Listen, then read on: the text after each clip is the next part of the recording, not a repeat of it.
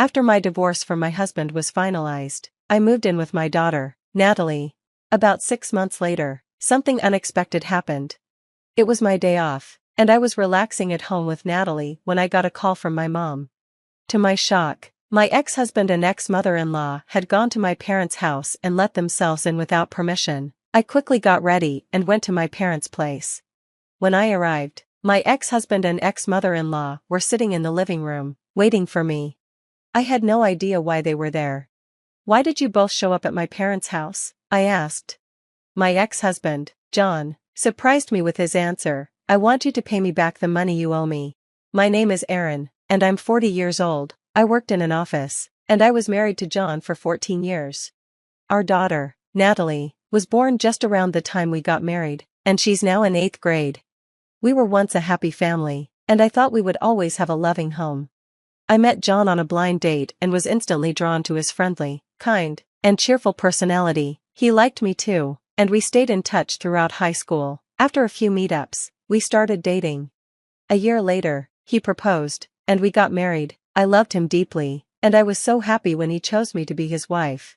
I had a close group of friends from high school, and we would always get together. When I told them I was getting married, they all congratulated me, and they came to our wedding. They joked about how they'd all want to get married too someday.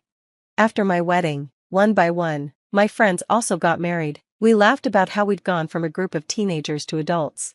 Then, as I got pregnant, they all started having kids too. Soon, we weren't just mom friends, we were a group of parents. I felt like we were going through life together, and I believed we'd stay close forever. I was happy being a wife and mother, but I also loved working. After college, I got a job in the planning and development department at a big company, and I worked hard every day. The work was tough, but it was also rewarding. Every day felt like a chance to learn and improve. One of my friends from the moms group, who was a stay-at-home mom, once told me, "You're really a workaholic, Aaron, but you also have a fulfilling life with your family. It's like you have two bodies or something." She thought I was strong, but honestly, I wished I had the energy of a superhero. Both John and Natalie helped a lot at home, which made it easier to balance work and family life. "I'm home." "Oh, Mommy, welcome home." When Natalie was little, she would greet me with a smile and a hug after work. Just hugging her made all my tiredness go away. "Welcome home, honey, dinner is ready," John would say. John stopped working full-time after Natalie was born and switched to a part-time job so I could keep my career. He worked at a cafe and took care of picking Natalie up from school. By the time I got home after a long day, John would have dinner ready. It was such a relief to come home to a hot meal. His cooking always made me feel better. My life felt like it was supported by my husband and daughter, which allowed me to focus on my job. As I got better at my work, I was promoted. That meant more overtime, and I often came home late. By then, Natalie was older and understood that I had a lot of work to do. John also started working longer hours at the cafe. He had become really interested in coffee and learned how to roast beans. He experimented with different brewing methods, both at work and at home. His coffee was great, and we'd often enjoy it together as a family. But slowly, I didn't notice that our family dynamics were starting to change. One day, Natalie came to me looking upset. "What's wrong? You said you wanted to talk about something." "Well, actually, the other day, when I went to see a movie with my friends, I saw Dad with another woman." "What?" "They weren't holding hands or anything, but they seemed a little too friendly, and since last year, I've noticed Dad on the phone a lot before you come home. He seems really happy while looking at his phone. At first, I thought he was talking to you, Mom, but after seeing him with that woman, I'm not sure anymore." Natalie's words hit me hard. She looked so sad, in a way no middle schooler should. "I'm so sorry, sweetie, I didn't realize you felt this way," I said, hugging her tightly. "I've been a little focused on work, haven't I?" "No, I think it's cool that you work so hard, Mom, so don't feel bad about it." I felt really happy and touched by Natalie's kind and understanding words. "Thank you, Natalie, I'll talk to your dad about this, okay? And if he's really having an affair, I think I'll get a divorce. Would that be okay with you, honey?" When I asked her that, she nodded. I don't like the idea of my dad having an affair. Just knowing that and being with him would make me feel bad. Hearing this from my daughter made me realize how much I had neglected my family. I knew I needed to look into this situation carefully. not just for my own sake, but for Natalie's. She had the courage to bring up such a difficult topic, and I had to do something about it. I quickly hired an investigation agency to look into John's affair. The results shocked me. John was indeed having an affair, just like Natalie had suspected. They even had photos of him with his mistress. But what surprised me even more was who his affair partner was. It was Stacy, one of my old high school classmates and a member of the mom's group. I was more shocked by Stacy's involvement than the affair itself. I couldn't believe that someone I had trusted and considered a friend would betray me like this. Stacy was a stay-at-home mom, and she was the last in our group to get married. She had a young child, around 5 years old, and yet she was having an affair with John, neglecting her own responsibilities as a mother. When I saw the evidence, I was so stunned that I couldn't move for a moment. If I hadn't been in my room, Natalie could have seen those photos, and that would have made things even worse. I wasn't ready to confront John, and I definitely couldn't show Natalie those pictures. I took a deep breath and tried to stay calm. Then, one of my friends from the mom's group mentioned that she had switched jobs, so I thought it would be a good chance to suggest that we all get together. Stacy didn't know that I knew about the affair, so my friends arranged the meetup, and I planned to confront Stacy, my husband's lover, 3 weeks later. During that time, I quickly hired a lawyer and started preparing for the divorce. I told Natalie what I had discovered and explained that her dad and I were getting divorced. We spent our days off looking for new apartments to move into. Finally, the day came when I would face Stacy at the gathering.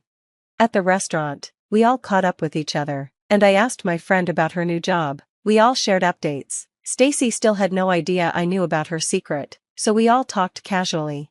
Everyone is working, so it's good that things are changing. I'm just a housewife, so I'm stuck in the same routine, Stacy said. Well, you don't have to work, Stacy, since your husband can support you, another friend said. I do appreciate my husband, but sometimes I feel bored with it, Stacy replied. That was my cue. It was time to confront her. So that's why you're having an affair with other people's husbands, right? Huh? Stacy and the rest of my friends froze when they heard my words.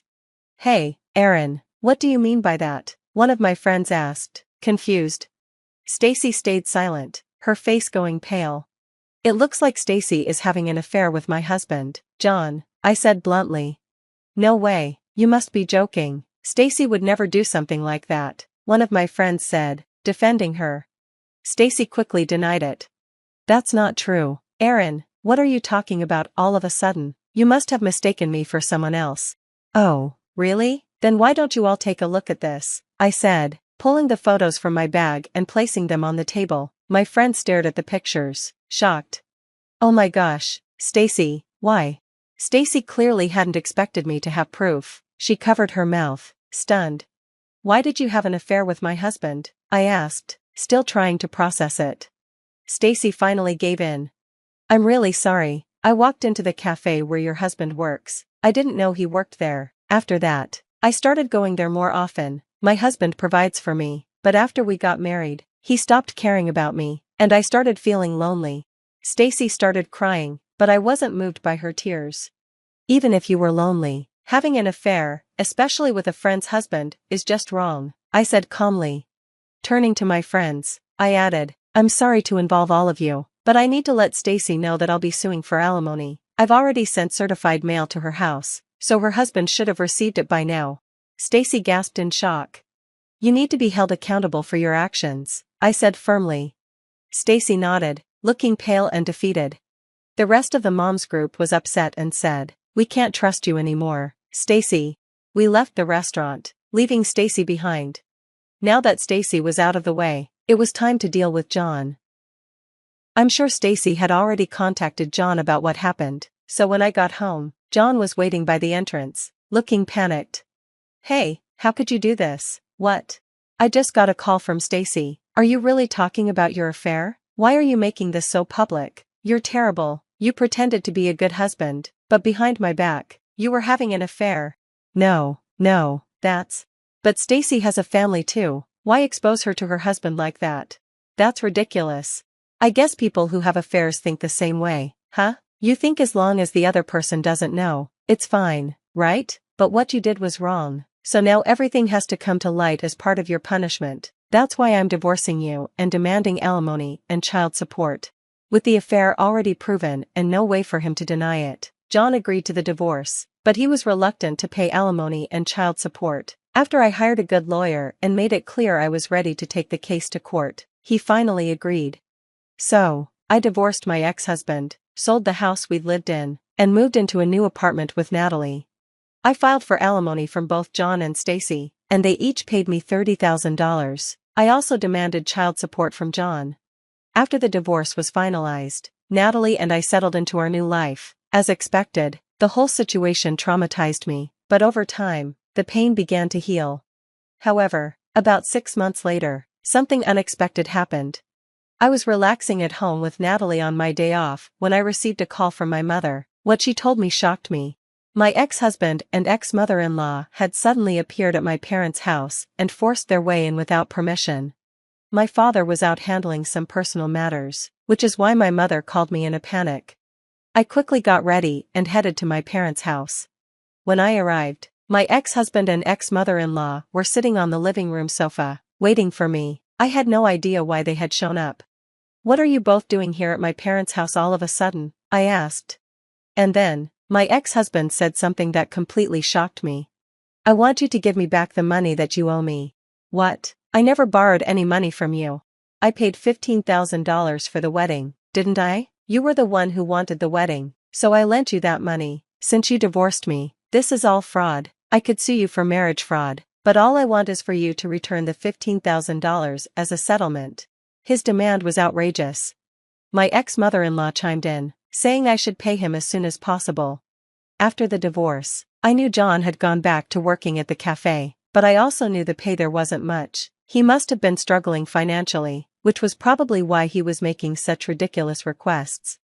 Let me remind you, we both played equal roles in the wedding, and after that, I paid more than you for our living expenses. If you calculate it all, $15,000 is nothing compared to what I spent, so don't harass me with your impossible demands. I tried to get them to leave, but they refused to leave easily. Then, my father came home. Apparently, he had received a call from my mother and rushed back. "What are you doing here?" he asked, glaring at them. My ex-husband explained the same thing to my father, looking terrified at my father's angry tone. My father listened in silence, clearly shocked and furious at John's demands. "You're the one who had an affair. If you're going to make these ridiculous demands, get the hell out of here." With that, my father tried to kick them out, but my ex-husband fell to his knees. "Please, Aaron, lend me the money. Stacy's husband is demanding alimony from me too, and I really can't pay. Please, $15,000, no, $10,000 would help." It was insane. He was begging for money at a time like this. I coldly replied, "No, I can't do that. Now go home." But then, my ex-mother-in-law said, "You're also responsible for what happened," and insisted that I was obligated to lend him the money. The situation was getting out of hand, so my father said, "Fine, I'll get the money, wait here," and went to another room. "Hey, Dad, what do you mean?" I rushed after him, and my father grinned. "I have plenty of money. Since we have it, why don't we give it to them?" I was convinced when I saw my father take the money out of the closet. Well, this should be interesting, I thought.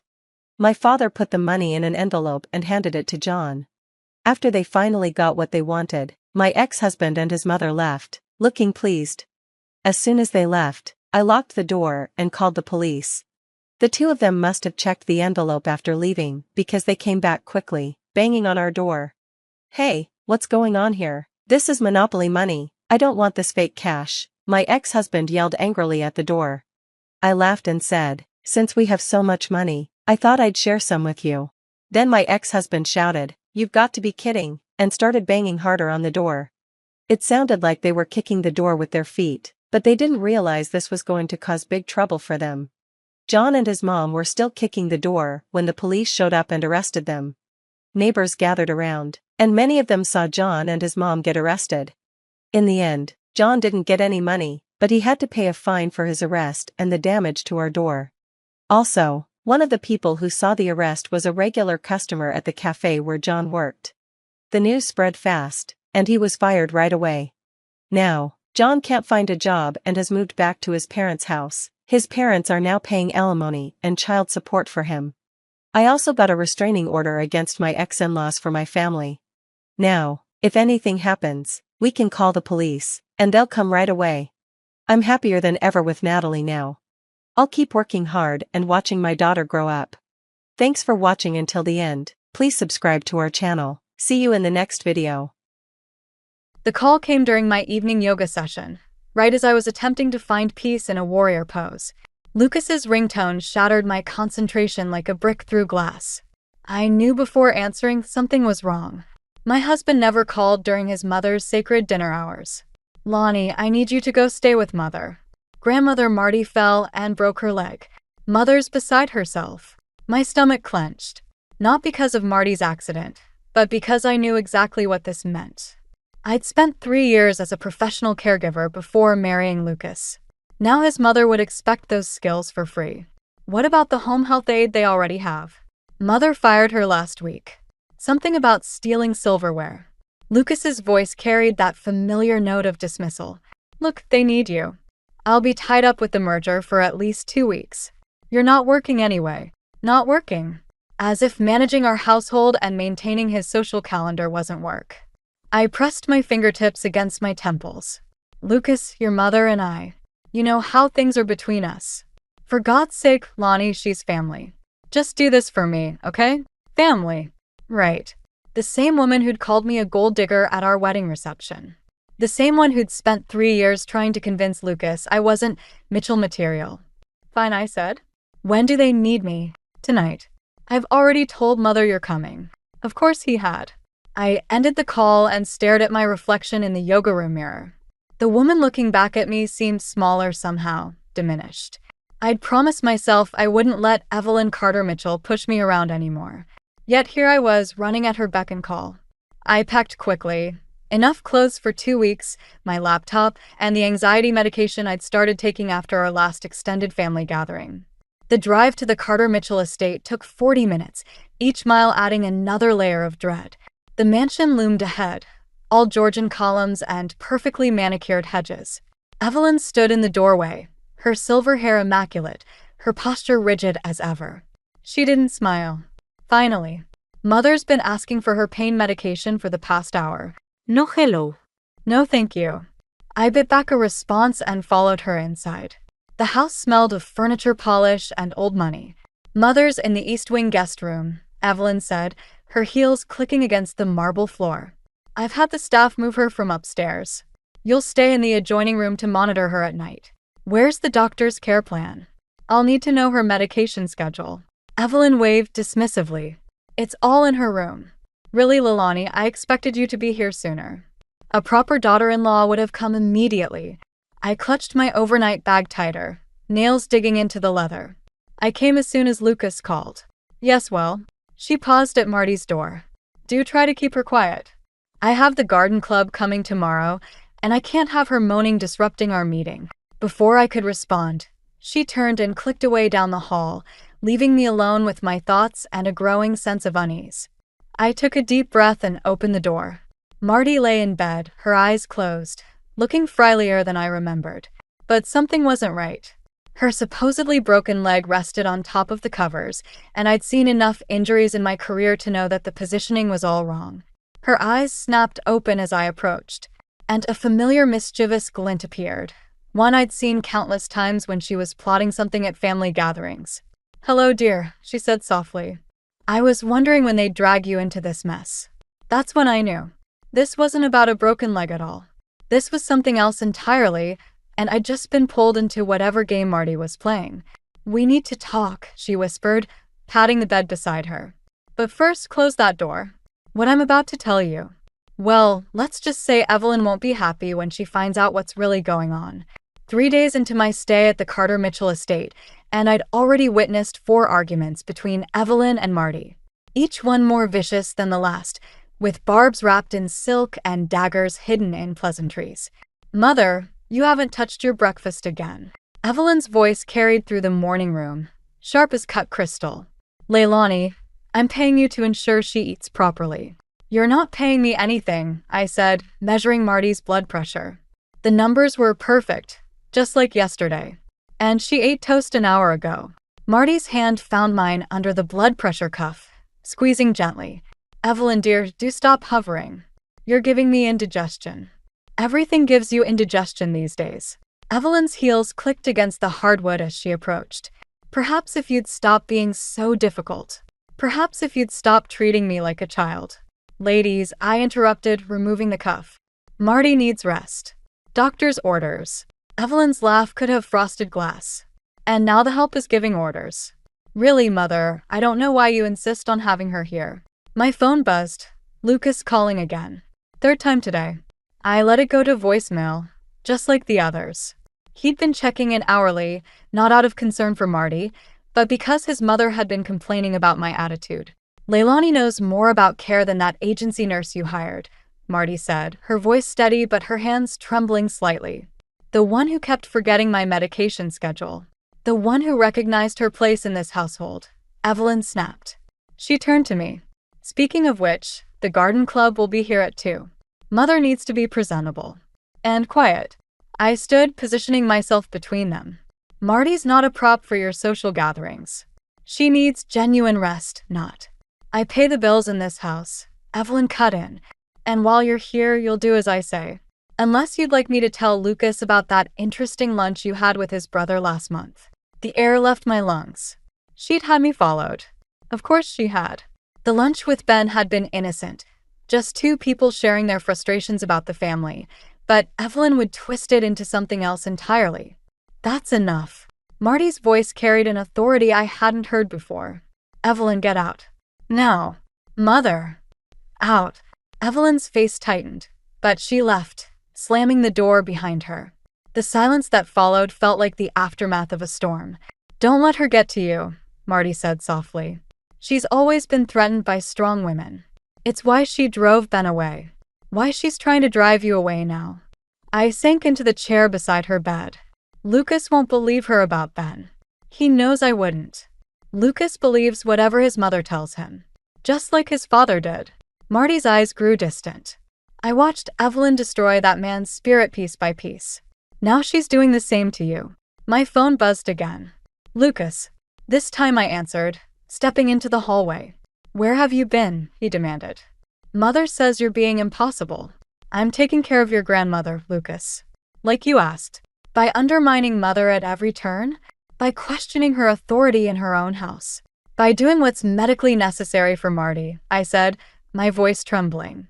Your mother wants to parade her around like a show pony for her friends. Mother knows what's best. She always has. The dismissal in his voice was familiar now. When had that happened? When had he stopped being the man I married? Lucas, we need to talk. Really talk. About us, about your mother's control over. I have to go. Just do what Mother says, okay? Please? For me. The line went dead before I could respond. I stood there, phone pressed to my ear, listening to nothing. When I returned to Marty's room, she was sitting straighter, a determined look in her eyes. Close the door, dear. It's time I told you what's really going on in this house, and why I need your help to end it. I closed the door, my heart pounding. Whatever Marty was about to reveal, I knew it would change everything. And maybe, just maybe, that's exactly what I needed. The garden club meeting had ended hours ago, but my hands still shook from what I'd witnessed. I paced Marty's room in the dark, replaying the scene. Evelyn parading her mother around like a trophy, Marty's theatrical groans of pain, the sympathetic clucks from blue-haired socialites. But it was what happened after they left that changed everything. Help me up, Marty had whispered once the house emptied. These pillows are suffocating me. I'd reached to adjust them, but she grabbed my wrist with surprising strength and pulled herself upright. Then, without warning or assistance, she'd swung her broken leg off the bed and stood. Close your mouth, dear. You'll catch flies. She'd smiled, stretching like a cat. Evelyn's not the only one who can play games. Now, hours later, Marty sat in her armchair, looking more regal than frail. You're taking this rather well. Well, I laughed, the sound brittle. You've been lying to everyone. To me. I've been waiting. She reached for a leather-bound folder on her side table. Waiting to see if you were different from the others. If you had the spine to help me fix this mess. Fix what mess? This family. What Evelyn's turned it into. She opened the folder, revealing property deeds, bank statements, and legal documents. Did you know this house isn't actually hers? Nothing is. It's all in my name. My throat went dry. Does Lucas know? Lucas knows what his mother tells him. Just like he knows what she tells him about you and Ben. The mention of Ben's name made my stomach clench. That lunch meant nothing. But it could have. Marty's eyes pierced mine. Ben was always the stronger one. That's why Evelyn drove him away. She couldn't control him like she controls Lucas. A knock at the door made us both jump. Evelyn entered without waiting for a response, her face flushed with triumph from her successful afternoon. Really, Mother, still awake? Leilani, I told you she needs rest. She paused, noticing the papers. What are those? Just some light reading, Marty said, sliding the folder under her blanket. Leilani's been helping me organize my affairs. Evelyn's eyes narrowed. That's not necessary. I handle all the family paperwork. You handle what I allow you to handle. Marty's voice carried an edge I'd never heard before. Just like you handled Ben's inheritance? The color drained from Evelyn's face. Mother, I know what you did, Marty continued. I know about the forged documents, the lost trust fund. Did you really think I wouldn't find out? My phone buzzed. Lucas again. I silenced it, transfixed by the scene unfolding before me. Everything I did was for this family, Evelyn hissed. To keep us together, to maintain our position. To maintain your control, I said, surprising myself.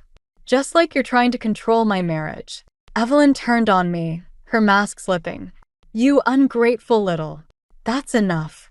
Marty stood suddenly, causing Evelyn to stumble backward. Oh yes, dear. I can walk.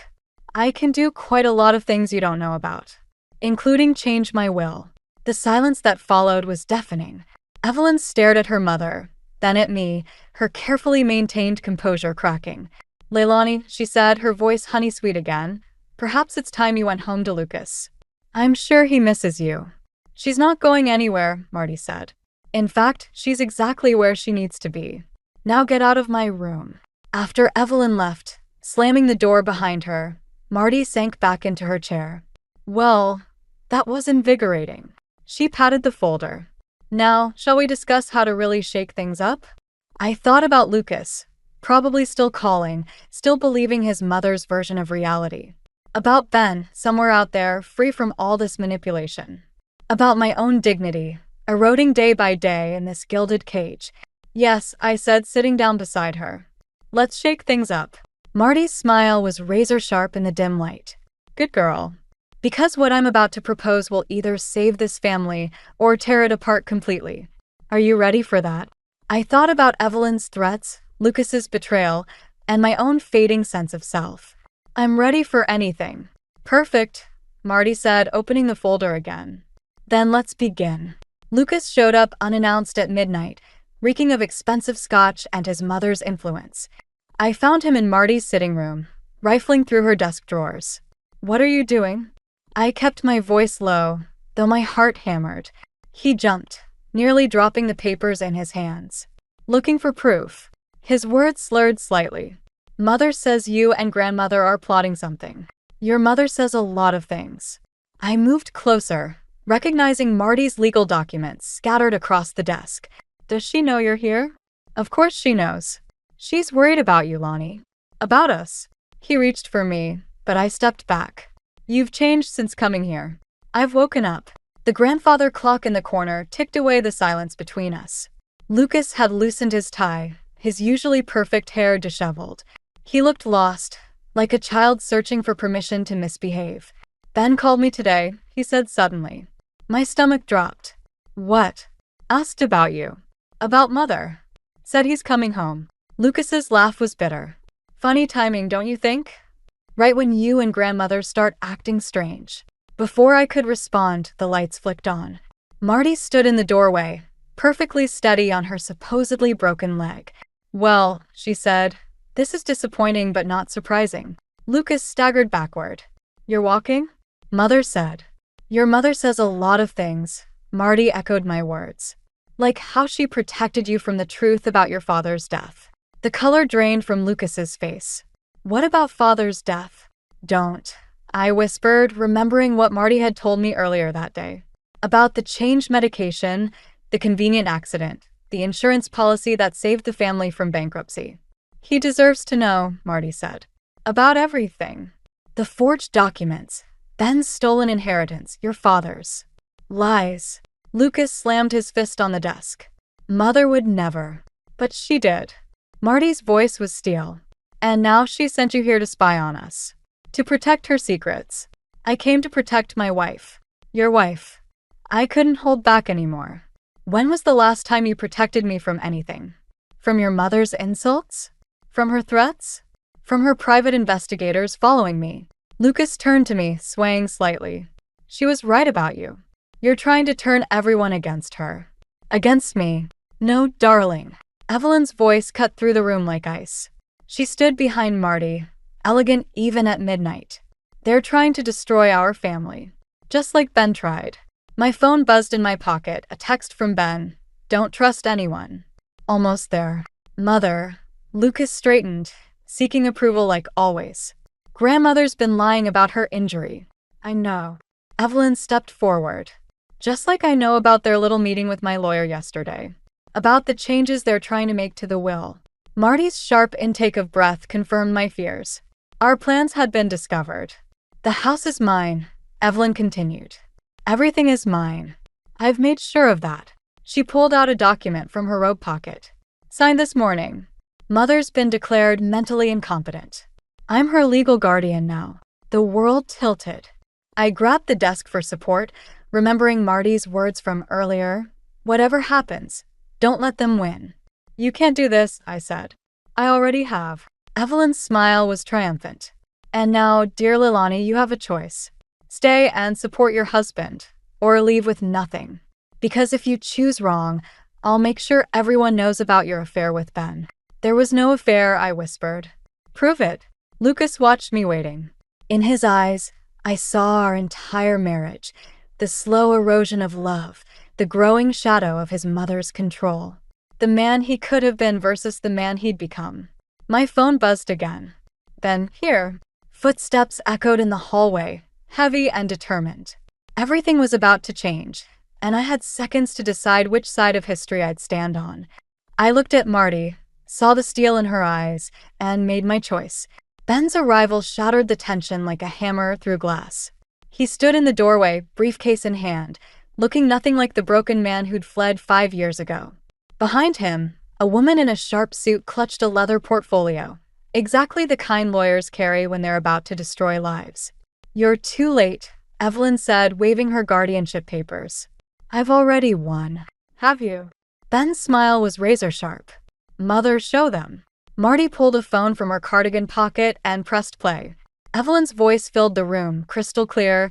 Just change the medication dosage. No one will question it. It worked with Richard. It'll work with Mother. Lucas stumbled backward. Mother, what is she playing? Evidence, the lawyer said, stepping forward. Of premeditated attempted murder. Among other things. My hands shook as I reached for the desk to steady myself. All those times Evelyn had insisted on personally administering Marty's medication. All those suspicious dizzy spells. It's not what you think. Evelyn's composure cracked slightly. I was protecting our legacy. Our name. By killing your husband? Ben's voice cut like steel. By stealing my inheritance? By driving me away with false accusations. You were weak. Evelyn spat. Just like your father. Just like her. She jabbed a finger at me. This family needs strength to survive. No, I said, finding my voice. This family needs truth to survive. Lucas stood between us all, swaying slightly. Ben, you can't believe. The recordings don't lie, Ben interrupted. Neither do the financial records. Or Father's autopsy report. The lawyer opened her portfolio. Mrs. Carter Mitchell, we have enough evidence to pursue criminal charges. However, my clients are willing to discuss alternatives. Client. Lucas turned to me. Lonnie, what have you done? What you should have done, I said. Protected your grandmother. Protected the truth. Marty stood straighter, her facade of frailty completely gone. Evelyn, you have one chance. Sign over control of the estate to me, resign from the family company board, and leave. Otherwise, These recordings go to the police. You wouldn't dare. But Evelyn's hand trembled as she clutched her guardianship papers. Lucas, tell them. Tell them what she's really like. How she's turned you against me. Lucas looked at me. Really looked at me. For the first time in years. Did you know? About father. He suspected, you whispered. But I needed proof. We all did. Sign the papers, Mother, Ben said, pulling documents from his briefcase. Or I start making calls. The grandfather clock struck 1, its chimes echoing through the sudden silence. I watched Evelyn's face, seeing the moment her mask finally cracked completely. She'd built her empire on secrets and lies, and now those very weapons were being turned against her. Lucas, she pleaded. My darling boy, you know everything I did was for you. But Lucas had found the autopsy report in the lawyer's portfolio. His hands shook as he read, his face growing paler with each page. Sign, Marty commanded. Now. The scratch of Evelyn's pen on paper sounded like victory. But as I watched Lucas's world crumble, as I saw the pain in Ben's eyes, I realized revenge wasn't the clean, satisfying thing I'd imagined. It was messy, complicated, and the collateral damage could never be undone. Get out, Marty said once the papers were signed. Both of you. Evelyn straightened her spine one last time. This isn't over. Yes, I said, it is. As they left, Evelyn leading, Lucas trailing behind like a lost child, Ben turned to me. You okay? I wasn't. Nothing about this was okay. But watching them go, knowing the truth was finally out, feeling the weight of secrets lifting from my shoulders, it felt like breathing for the first time in years. What now? I asked Marty. She smiled, tired but triumphant. Now, my dear, we rebuild. But first, I believe we all need a drink. The lawyer began organizing papers. Ben poured scotch, and somewhere in the house, a door slammed, the sound of an era ending. The revenge we'd planned had worked perfectly, but its taste was bittersweet on my tongue. 3 days after Evelyn's departure, Lucas appeared at my door with divorce papers and a restraining order. Not against me, against Marty and Ben. The letterhead belonged to the most expensive law firm in the state. Mother's not finished, he said, voice hollow. She's claiming elder abuse. Says you and Ben manipulated grandmother into changing her will. I stared at the stack of documents. Those recordings. Inadmissible. Obtained without consent. He wouldn't meet my eyes. Mother's lawyers say they can prove grandmother was coerced. The morning sun filtered through our living room windows, highlighting dust motes and memories. 3 years of marriage reduced to legal threats and accusations. She killed your father, I whispered. She protected the family. His hands trembled. Like she's protecting it now. Sign these, Lonnie. Walk away. Before she destroys you too. My phone buzzed, Ben calling again. I'd been ignoring him since yesterday, when Marty had been served with her own set of papers. The mighty Carter Mitchell empire was fighting back, and we were hemorrhaging money trying to keep up. You know what she did was wrong. Wrong. Lucas laughed, bitter and broken. Everything I thought I knew was wrong. My father's death, Ben's exile, our marriage. He finally looked at me. Were you sleeping with him? What? Ben. Mother has photos. You meeting him months ago. The lunch dates. The phone calls. My stomach churned. Planning this. We were planning this. Planning to destroy our family. Planning to save it. The doorbell rang. Through the window, I saw 2 police cars in our driveway. Lucas stepped back, and I suddenly understood. What did you do? I'm sorry, he said, but his eyes were cold. Mother's pressing charges. Conspiracy, fraud, elder abuse. They're here for you and Ben. My phone buzzed again, Marty this time. I answered on speaker. They're taking the house, her voice crackled. Evelyn's lawyers found a loophole. Everything's frozen until the investigation. Don't say anything else, I cut in, watching Lucas's face. They're here. Run, she whispered. Ben has a plan.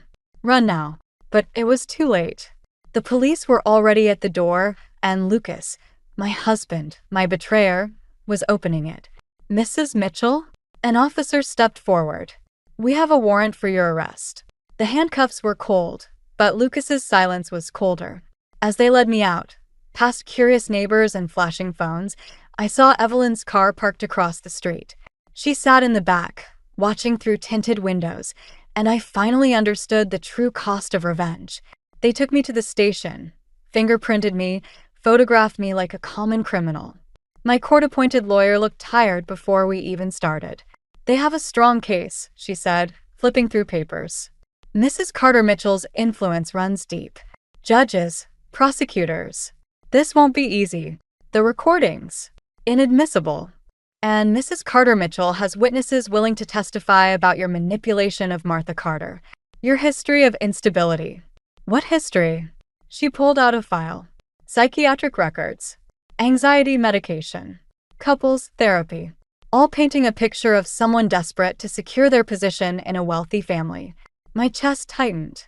Everything we'd done to expose the truth was being twisted, used against us. Evelyn wasn't just fighting back. She was systematically destroying us. The lawyer's phone buzzed. She checked it, her expression darkening. Ben Mitchell was just arrested trying to leave the country. And Martha Carter has been temporarily committed for psychiatric evaluation. The room spun. Everything we'd planned, everyone I'd tried to protect, it was falling apart. Evelyn hadn't just outmaneuvered us. She'd been 10 steps ahead the entire time. "What do we do?" I asked. The lawyer closed her files. "We take the deal they're offering. You plead guilty to lesser charges. Agree to never contact the family again. Otherwise..." She shrugged. "Hope you like orange jumpsuits." Through the interview room window, I watched Lucas walk past with his mother's lawyers. He didn't look my way.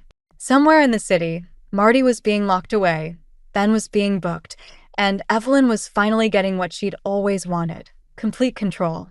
I thought revenge would taste like victory. Instead, it tasted like ashes and defeat. The psychiatric facility's visiting room smelled of industrial cleaner and despair. Marty sat across from me, looking smaller in her hospital gown, but her eyes blazed with familiar determination. "They found Richard's real autopsy report," she whispered. "The one Evelyn buried. Ben's lawyer has it." My hands shook as I glanced at the observation window. "How?" "Richard kept copies. Of everything." A thin smile crossed her face. "Hidden in his hunting cabin. The one place Evelyn never looked." Before I could respond, the door opened. Evelyn glided in, Lucas trailing behind her like a shadow. My court-appointed lawyer had warned me against this meeting, but when Evelyn's office called demanding my presence, I knew we'd reached the endgame. "Quite the family reunion," Evelyn said, settling into a chair. "Though I suppose you won't be family much longer."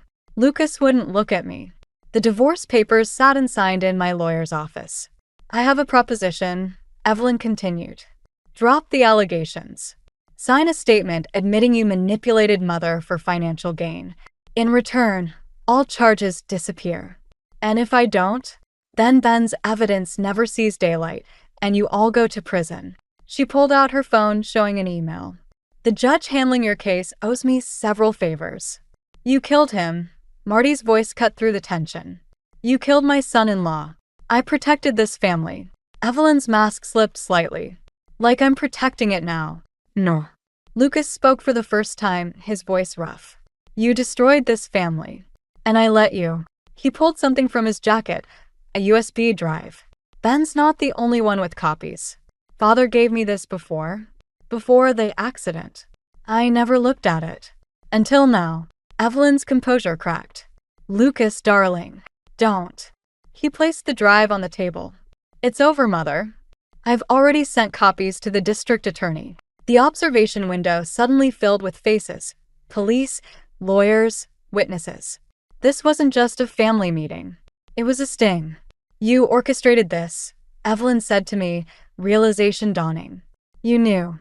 "No," I said. "He did." The door opened again. Ben entered, followed by 2 detectives. "Hello, Mother. Surprised to see me out of jail." He nodded to Lucas. "Thank you, brother, for finally choosing the truth." Evelyn stood, her world crumbling around her. "Everything I did was for this family. For you boys. For our name." "Our name." Lucas laughed bitterly. "Our name is poison. Because of you." The detectives moved forward, handcuffs ready. Evelyn's face contorted with rage. You ungrateful. She lunged for the USB drive. But Marty was faster. My former mother-in-law and her elderly mother grappled over the table, years of resentment and manipulation exploding into physical violence. Enough. I grabbed Evelyn's arm, pulling her back. She swung around, her perfectly manicured nails raking across my face. The detectives rushed in, restraining her as she screamed accusations and threats. Mrs. Carter Mitchell, one detective said, "You're under arrest for the murder of Richard Mitchell, attempted murder of Martha Carter, and conspiracy to commit fraud." As they led her away, she turned back one last time. "I made this family what it is." "No," Marty said, straightening in her chair. "You destroyed what it was. Now we'll rebuild what it can be." Lucas touched my bleeding cheek gently. "I'm sorry for everything." "I know." I stepped back from his touch. Some breaks can't be mended. Ben moved to help Marty up, but she waved him away, standing on her own. The frail old woman act was finally, permanently retired. "Well," she said, surveying her fractured family. "Shall we go home? The real work of healing is just beginning." Through the window, I watched Evelyn being led away in handcuffs, her perfect facade shattered. Revenge hadn't tasted like victory after all. It tasted like truth, bitter, necessary, and ultimately freeing. Lucas signed the divorce papers that afternoon. Ben helped Marty reclaim her house. And I walked away from the Carter Mitchell fortune, taking nothing but my dignity and the satisfaction of knowing that sometimes justice wears the face of karma. The Carter Mitchell mansion sold at auction while Evelyn awaited trial. I watched from across the street as strangers carted away antiques and family portraits, dismantling a dynasty piece by piece. "Ready?" Ben stood beside me, hands in his pockets. "Marty's waiting at the new place." The nursing home where I now worked had a private wing. Bright, modern, nothing like the oppressive grandeur of the mansion. Marty had chosen it herself, saying she wanted to be somewhere that smelled of fresh paint instead of old secrets. Almost. I touched the iron gates one last time, just saying goodbye. To what? The misery. To who I was when I came here. Lucas had sent one final letter before leaving for Europe. I left it unopened on my kitchen counter, next to the divorce papers bearing his signature. Some answers weren't worth seeking. At the nursing home, Marty held court in the garden, teaching other residents her favorite card game, the one Evelyn had always dismissed as common. "You're late," she called out. "I've already won 3 hands." "And lost 2?" her opponent chuckled. "Don't let her fool you. She's not as sharp as she pretends." "I'm exactly as sharp as I need to be," Marty winked. "Sharp enough to know when these two are dancing around each other instead of facing facts." Ben shifted beside me. We'd been careful, professional, keeping our growing connection buried under layers of family obligation and shared trauma. But Marty saw everything. She always had. "The prosecutor called," I said, changing the subject. "They want us both to testify next month." "Good." Marty dealt another hand. "It's time everyone heard the truth. All of it. Even the parts that make us look bad. Especially those parts." She laid down her cards, a winning hand. "Real justice isn't about looking good. It's about being honest." The evening sun painted everything golden, reminding me of that first night at the mansion. I'd arrived seeking broken inside me. Instead, I'd found something different. Strength I didn't know I had, family in unexpected places, and truth in all its messy glory. "I have something for you," Ben said later, as we walked through the garden. He pulled out a familiar USB drive. "There's more on here than what we showed the police. Things about father, about the family history. Things you should know before." "Before what?" He stopped walking. "Before you decide if you want any part of this family's future." A year ago, I would have grabbed that drive, hungry for more ammunition, more secrets to weaponize. Now I just felt tired. Tired of looking backward, of feeding the cycle of revenge and retribution. "Keep it," I said. "Some stories don't need to be told. And us? Our story. Behind us." Marty laughed at something her card partner said. The sound carried no bitterness, no hidden agenda. Just pure, simple joy. "Our story," I said, "hasn't been written yet." I left the USB drive on Marty's nightstand later that night, next to her favorite photos, one of Richard in his hunting cabin, One of Ben and Lucas as children, and a new one of all of us in the garden. Let her decide which secrets deserved sunlight and which belonged in shadow. The next morning, I found it in my mailbox, wrapped in a note. The past is a lesson, not a prison. Now go make some trouble of your own. Ben was waiting in the parking lot when I arrived for my shift, 2 coffee cups in hand. Marty says you're off today. Says we have her blessing to be scandalous. I thought about revenge, about justice, about how healing rarely looks the way we expect. About how sometimes the best revenge isn't about destroying what hurt you, but building something better from the ruins. Scandalous sounds perfect, I said, taking the coffee. But first, I need to check on my favorite troublemaker.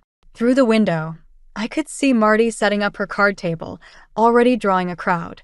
Some stories end with a bang, others with a whimper. Ours ended with a shuffle of cards and the quiet certainty that sometimes, just sometimes, karma gets it right. I never expected my life to change at a music festival, especially not while standing in line for overpriced lemonade. But that's where I met Ethan Miller, and looking back now, I wish I'd stayed thirsty.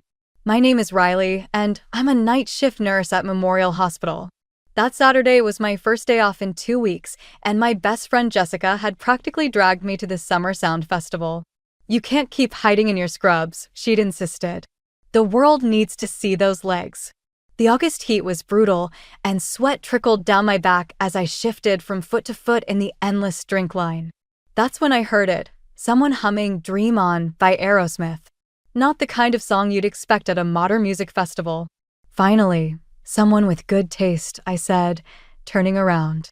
And there he was, tall and lean with kind eyes that crinkled at the corners when he smiled. You know Aerosmith? He asked, looking pleasantly surprised. Know them? I have their entire vinyl collection, thanks to my grandmother's obsession with Steven Tyler. His face lit up. Vinyl? Now that's impressive. I'm Ethan, by the way. We ended up sharing that overpriced lemonade, sitting cross-legged on a patch of grass while some indie band played in the background. Ethan worked in finance, loved classic rock, and had the most infectious laugh I'd ever heard. So, night shift nurse? He said, raising an eyebrow.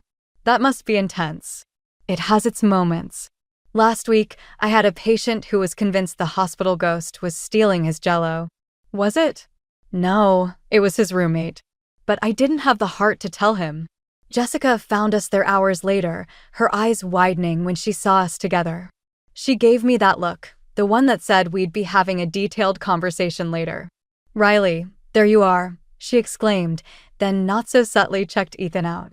And who's this? Before I could answer, a sharp voice cut through our conversation. Ethan? Ethan Miller, is that you? A well-dressed woman in her 50s approached us, her designer sandals somehow immaculate despite the dusty festival grounds. Ethan's smile faltered slightly.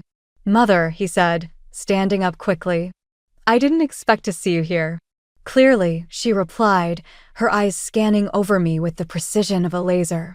Linda Miller, she introduced herself, though she didn't offer to shake hands. I'm on the festival's board of directors. Something in her tone made me feel like I should apologize, though I wasn't sure for what. Sitting on the ground? Talking to her son? Existing? Nice to meet you, Mrs. Miller, I said, getting to my feet. I'm Riley Thompson. Was her only response before turning back to Ethan. Darling, the Hendersons are here. You remember Caroline, their daughter? She's just finished her residency at Mayo Clinic. I watched Ethan's jaw tighten slightly. Mother, I'm actually in the middle of something here. The tension crackled between them like static electricity. Linda's perfectly lined lips pressed into a thin smile. Of course you are, dear. We'll catch up later. As she walked away, Ethan turned to me with an apologetic look. I'm sorry about that. My mother can be intense. No worries, I said, though something cold had settled in my stomach. All mothers are protective. Yeah, he replied, but his eyes followed his mother's retreating figure. Then he surprised me by pulling out his phone. Can I get your number? Maybe we could continue this conversation somewhere with less parental supervision. I laughed and gave it to him, ignoring Jessica's excited bouncing beside me. As I watched him walk away, I had no idea I'd just met both the love of my life and the source of its greatest upheaval. But that's the thing about life-changing moments. They rarely come with warning labels. That night, I fell asleep to Aerosmith's Dream On, playing on my grandmother's old record player, completely unaware that my own dreams were about to become a lot more complicated. After 3 months of dating Ethan, I found myself standing in front of the Miller family mansion, gripping a bottle of wine so tightly my knuckles turned white. The house loomed over me like a judge's bench, all perfectly trimmed hedges and gleaming windows. Ready? Ethan squeezed my hand, but his smile seemed strained. We'd delayed this formal family dinner for weeks, but Linda Miller's requests had become increasingly difficult to dodge. A uniformed housekeeper opened the door before we could ring the bell. Inside, everything sparkled like a museum where you're afraid to touch anything. Family photos lined the walls, all featuring Ethan in pressed suits at various ages, usually standing next to his mother. Linda Miller swept into the foyer wearing a designer dress that probably cost more than 3 months of my salary. "Darling," she air-kissed Ethan's cheeks, then turned to me. "And Riley. That's an interesting choice of dress." I glanced down at my navy cocktail dress, the nicest thing I owned. "Thank you for having me, Mrs. Miller." "Linda, please." She waved us toward the dining room. "Though I suppose we should wait to see if you'll be around long enough for such informalities." Ethan's jaw tightened. "Mother, I'm only teasing, darling. Caroline Henderson was asking about you the other day. The dining room could have hosted a state dinner."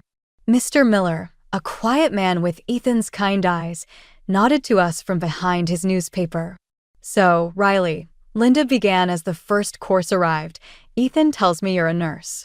At Memorial, isn't it? Not exactly Massachusetts General, but I suppose we all have to start somewhere." I forced a smile. "I love Memorial, actually. We have an excellent trauma unit." "And what does your family do?" I don't believe Ethan mentioned. "My grandmother raised me. She owned a record store." Linda's eyebrows arched. "A record store? How quaint. And your parents?" "Mother," Ethan interrupted sharply, "Riley's grandmother is amazing. You should hear her vinyl collection." "Yes, well." Linda delicately cut into her salmon. "I suppose some people find that sort of thing charming. Though Ethan, darling, you really should consider the Morgan Stanley position Charles mentioned. The salary would be much more suitable for starting a family." I nearly choked on my wine. We'd been dating 3 months, and suddenly we're discussing families? "Actually," I said, finding my voice, "Ethan mentioned he loves his current job. The smaller firm allows for more creative investment strategies." Linda's smile could have frozen hell. "Oh, and you're well-versed in investment banking strategies?" I understand enough to know that happiness matters more than prestige. The silence that followed was deafening. Mr. Miller suddenly seemed very interested in his potatoes. "Happiness," Linda finally said, "doesn't pay for private school tuition or summer homes in the Hamptons. But perhaps such considerations aren't priorities in your circle." Ethan's hand found mine under the table. "I think Riley's right, Mother. I'm happy where I am." Something flickered across Linda's face, surprise, maybe anger. "Well, if you're content with mediocrity." "I should check on dessert," the housekeeper interrupted, clearly sensing the tension. As she hurried out, Linda turned to me with a practiced smile. "Riley, dear, would you help me in the kitchen? I'd love to share my creme brulee recipe." In the kitchen, Linda closed the door behind us. "Let me be clear," she said, her voice low and precise. "My son has potential. Real potential. He doesn't need someone holding him back with small-town contentment and vinyl records." I met her gaze. "With all due respect, Mrs. Miller, Ethan is an adult who can make his own choices." "Can he?" She laughed softly. "Oh, sweet girl. You have no idea what you're walking into. But you will." Later that night, as Ethan drove me home, I couldn't shake the chill from Linda's words. He apologized repeatedly for his mother's behavior, but something felt off. Like he was apologizing not just for tonight, but for something yet to come. "Stay over?" he asked when we reached my apartment. I hesitated, remembering Linda's warning. But when he smiled, That same warm smile from the festival. I pushed my doubts aside. I didn't know it then, but that dinner was just the opening move in Linda Miller's carefully orchestrated game. And I had just become her favorite piece to play with. The first sign that my marriage was crumbling appeared on an ordinary Tuesday morning, 6 months after our wedding. I found Ethan's phone buzzing on our kitchen counter while he was in the shower. The screen lit up with a text from Linda. "The Henderson party tonight. Don't forget what we discussed." I shouldn't have looked. But after months of Ethan's late nights at work and increasingly distant behavior, something inside me snapped. I picked up the phone. The message thread with his mother was a novel of manipulation. "Caroline will be there. Remember your future. Riley doesn't understand our world. And most recently, the trust fund conditions are clear. Darling." The shower stopped running. I placed the phone exactly where I'd found it, my hands shaking. "Hey, babe," Ethan said, emerging in his suit. "I might be late tonight. Big client meeting." I studied his face, searching for signs of the man I'd met at the festival. "The Henderson party, you mean?" He froze for a fraction of a second. "How did you?" "Your mother texted." I kept my voice steady. "Want to tell me about the trust fund conditions?" "Riley." He ran a hand through his damp hair. "It's complicated. Try me. My grandfather's trust fund. There are certain expectations. Career benchmarks, social obligations. He wouldn't meet my eyes. Marriage requirements." The word hit like a slap. "Requirements?" "Mother's just concerned about our future. The trust vests when I turn 33, but only if." "Only if what, Ethan?" "Only if you marry someone from the right social circle, someone like Caroline Henderson." His silence was answer enough. So what was I? Practice? A rebellion against mommy? No. He reached for me, but I stepped back. "I love you. But maybe we rushed into marriage. Mother thinks." "I don't care what your mother thinks." The words exploded out of me. "I care what you think. What you want." "I want." He checked his watch. "I can't do this right now. I have to get to work." That evening, I called Jessica. "Come over. Bring wine." She arrived with 2 bottles and a concerned expression. "Spill." I told her everything, the texts, the trust fund, the way Ethan had been withdrawing for months. "That manipulative witch," Jessica muttered.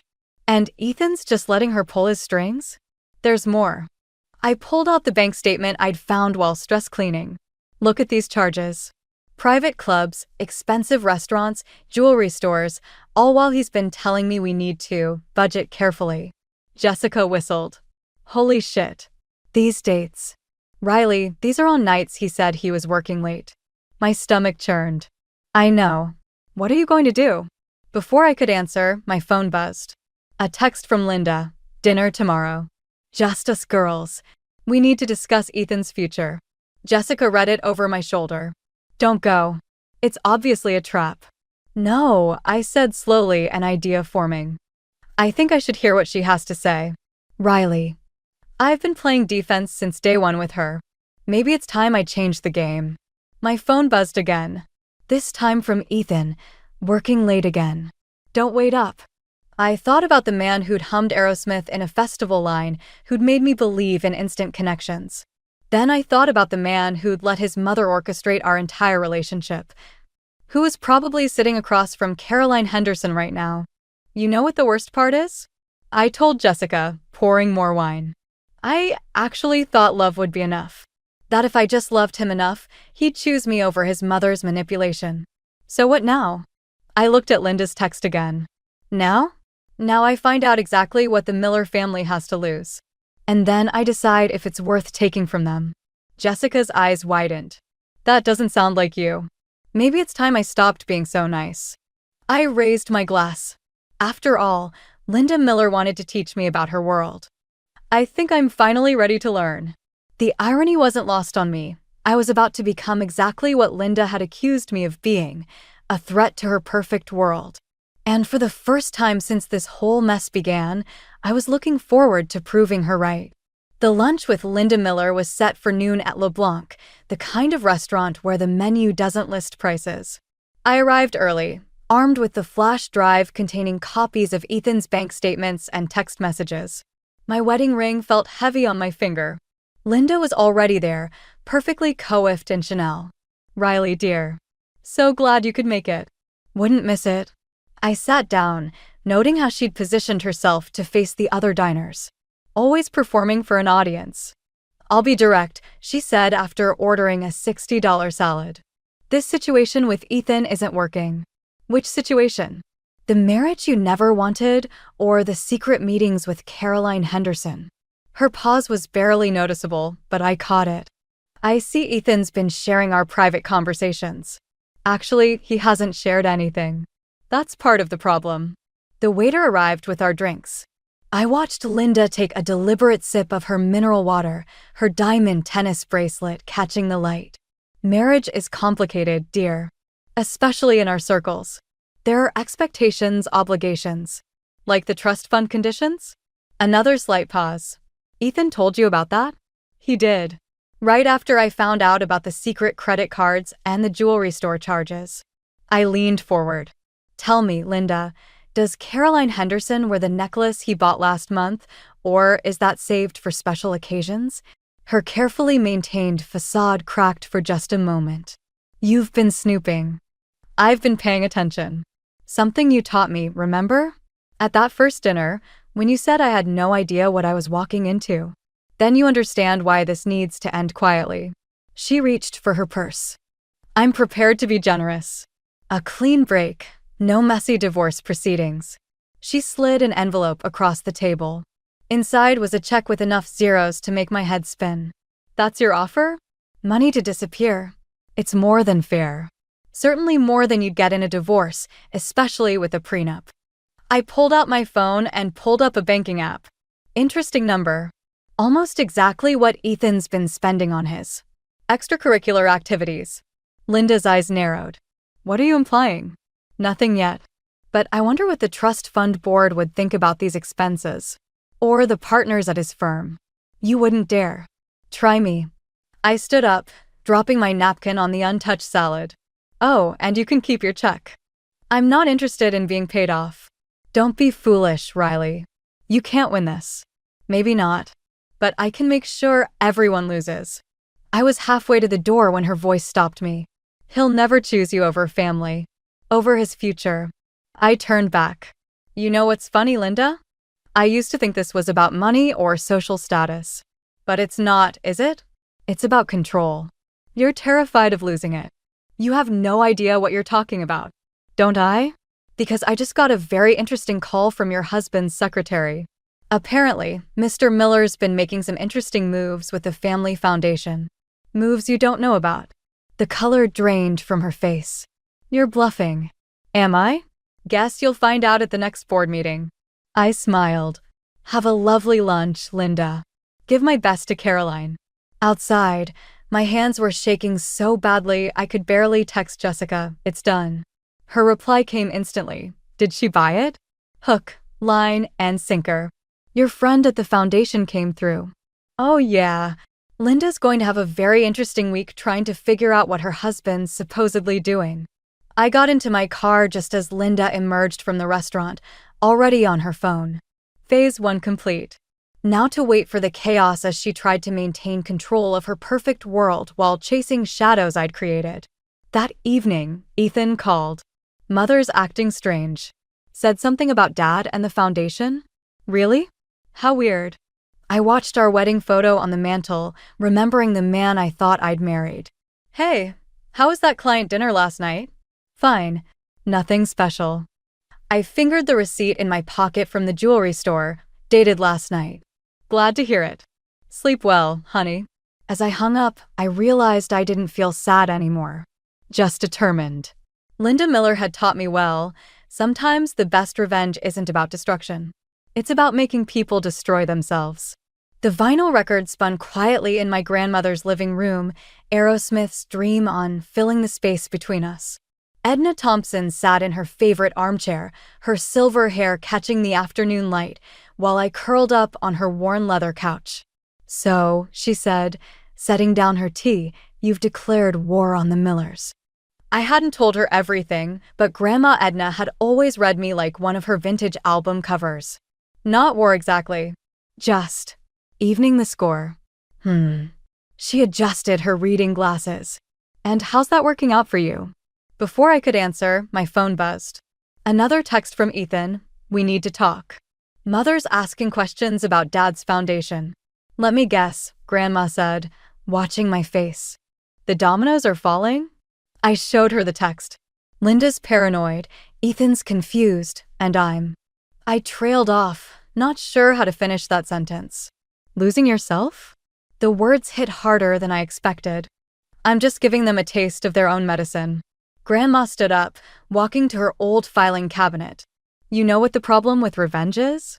It's like covering Aerosmith with a kazoo. You might make noise, but you lose the music. They deserve it, I insisted. You should see how Linda treats people, how Ethan just follows along. Oh, I believe you. She pulled out a folder, yellowed with age. But there's something you should see.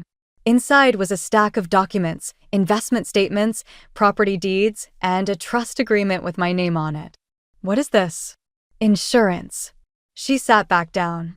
When your mother left and your father followed, I promised myself you'd never be trapped by anyone's money. I've been investing a portion of the record store's profits for years in your name. My hands shook as I read the numbers. This is substantial. Enough to walk away. Start fresh. She leaned forward. The question is, what do you really want, Riley? Revenge? Or freedom? My phone buzzed again. Linda, this time, we need to discuss these allegations immediately. I want them to hurt like I hurt, I whispered, but the words felt hollow. And then what? Grandma's voice was gentle. Will it fix what's broken? I thought about the hours I'd spent plotting, the satisfaction of watching Linda squirm at lunch, the hollow victory of catching Ethan in his lies. I'm so tired, Grandma. I know, sweetheart. She took my hand. You know what your grandfather used to say? The best revenge is a life well lived. Cliché as hell, but he wasn't wrong. Another text from Ethan. Please come home. We can fix this. Can we? I murmured to myself. Grandma stood up, walking to her record collection. You remember when you first heard this song? You said it made you feel like anything was possible. The familiar chorus filled the room. Dream until your dreams come true. What are your dreams now, Riley? Not the revenge fantasies, your real dreams. I closed my eyes, letting the music wash over me. For the first time in months, I felt something shift inside, not the sharp edge of anger, but something clearer, cleaner. I want out, I realized. Not just from the marriage, but from their whole world of manipulation and control. Then maybe it's time to change the record. Grandma handed me the trust documents. You don't have to play their game anymore. My phone buzzed one final time. Jessica, Linda's called an emergency foundation meeting. What's our next move? I stared at the message, then at the trust papers in my hand. The choice crystallized. I could keep orchestrating chaos in the Miller family, or I could walk away and build something new. You're right, I told Grandma, picking up my phone.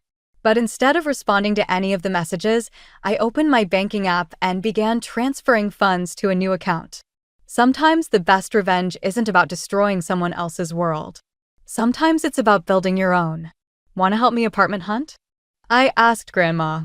She smiled, turning up the volume on Dream On. That's my girl.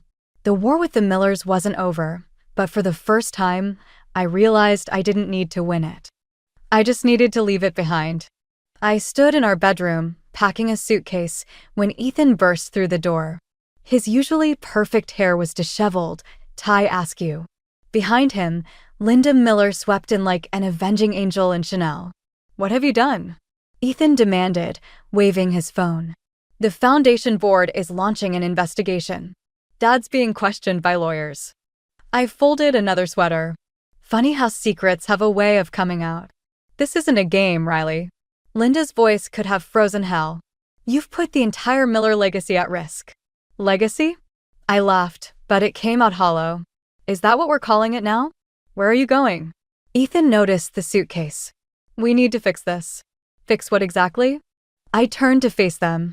The foundation mess? Your secret meetings with Caroline? Or maybe the credit card bills for jewelry I never received. Linda stepped forward. Whatever you think you know.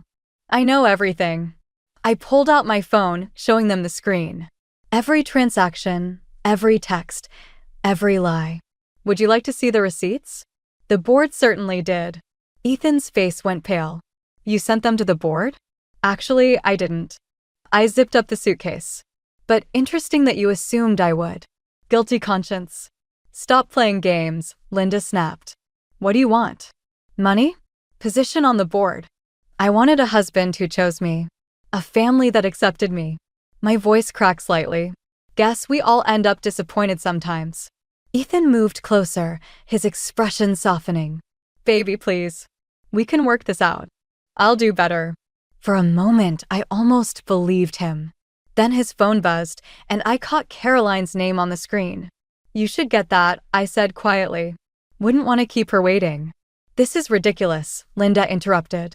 Ethan, handle your wife before she destroys everything we've built. Handle me? I wheeled on her. I'm not one of your charity projects or social connections. I'm a person who loved your son enough to fight for him, even when he wouldn't fight for himself. Then why are you leaving? Ethan's voice was small, almost childlike. Because loving you shouldn't hurt this much. I grabbed my suitcase, but Linda blocked the door. If you walk out now, you'll get nothing. The prenup? Keep your money. I pulled out Grandma's trust documents. I have something better. My freedom. That's when Ethan grabbed my arm. Wait, please. I'll tell Caroline it's over. I'll stand up to Mother. Just don't go. For a heartbeat, I wavered. Then I noticed Linda's slight smile, watching her son manipulate me just as she'd taught him. You know what's sad? I pulled away gently. I actually believe you mean that right now. But tomorrow or next week, you'll be right back under her thumb, and I'll be right back here, wondering why I'm never enough. Riley. I release you, Ethan. From the guilt, the promises, all of it. Go live the life your mother planned. Marry Caroline. Get your trust fund. Just let me go. This isn't over, Linda warned as I reached the door. Actually, it is. I turned back one last time. But don't worry. I won't expose the foundation or your family secrets. Not because you deserve the protection, but because I deserve peace. I made it to my car before the tears started. Through the window, I could see them arguing in the doorway, mother and son, locked in their eternal dance of control and submission. My phone buzzed, Jessica offering refuge, Grandma checking in. Even Mr. Miller sending a surprisingly kind message about understanding the need to break free. But it was the last text that broke me, a photo from Linda showing Ethan and Caroline at dinner last week. His hand holding the jewelry box I'd found the receipt for. Just thought you should know what you're walking away from, the caption read. I started the car, my hands shaking so badly I could barely grip the wheel. In my rearview mirror, our house, my prison, grew smaller. The cruelest part wasn't leaving. It was realizing that despite everything, despite the betrayal and manipulation, a part of me still loved the man I'd met at that music festival. But that man was gone, if he'd ever really existed at all. I turned up the radio, letting Aerosmith drown out my thoughts. Sometimes rock bottom isn't a crash, it's a quiet drive away from everything you thought your life would be. 3 weeks after I left, Ethan showed up at my night shift at Memorial Hospital. He looked terrible, unshaven, suit wrinkled, eyes haunted. I found him waiting by the nurse's station at 3 a.m., clutching a familiar vinyl record. You can't be here, I said, turning to check my patient charts. I left Caroline. His voice was rough. Told Mother I'm not taking the Morgan Stanley position. The trust fund. I don't want it anymore. I kept writing, refusing to look up. Congratulations on finally making a decision. Riley, please. I'm trying to fix things. There's nothing to fix.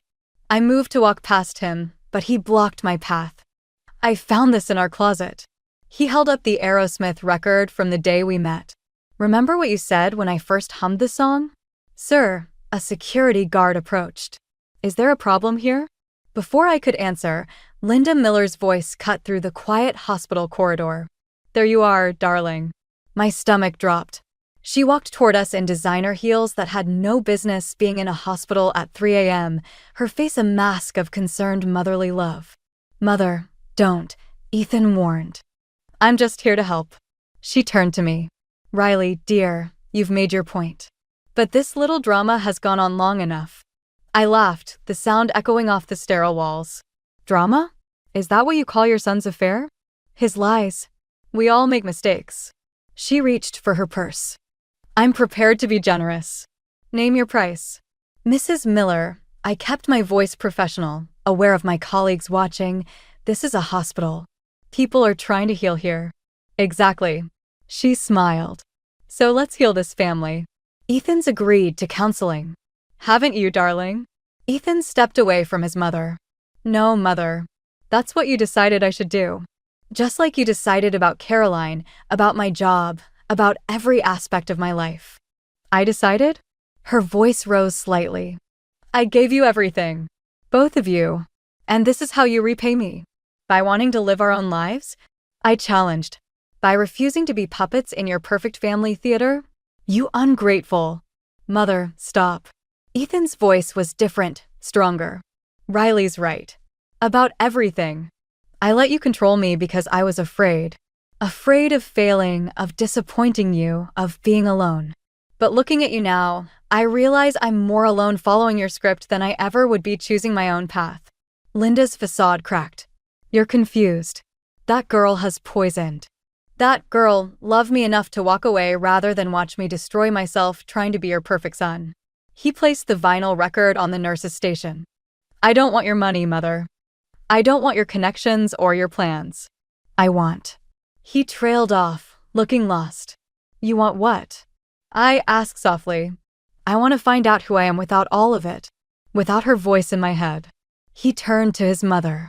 "I'm sorry, Mother, but I'm done." Linda's hand trembled as she gripped her purse. "You'll regret this. Both of you." "No," I said, finally meeting her eyes.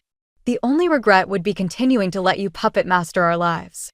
Go home, Mrs. Miller. Your audience has left the theater." She stared at us for a long moment, then turned and walked away, her heels clicking into silence. Ethan touched the vinyl record. "I really did love you, you know. Still do." "I know." I picked up my charts. "But love isn't enough. We both need to figure out who we are without other people's expectations defining us. Will you ever forgive me?" "I already have." I smiled sadly.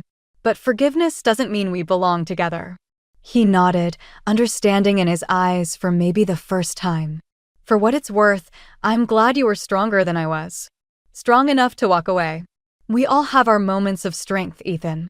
This," I gestured to where his mother had stood, "this was yours." He touched my hand briefly, then walked away, leaving the record behind. I traced its familiar cover, remembering that day at the festival when anything seemed possible. Sometimes the biggest plot twist isn't in how we tear things apart, but in how we finally learn to let them go. 1 year later, I stood in front of my grandmother's record store, now mine, watching the morning sun reflect off the newly painted sign. Thompson's Vinyl and Vintage. Inside, Jessica arranged displays while Grandma Edna supervised from her favorite armchair, both preparing for our grand reopening. The bell chimed, and I looked up to see Linda Miller standing in the doorway. "Interesting career change," she said, looking around. "From nurse to shopkeeper. I still nurse part-time." I continued unpacking records.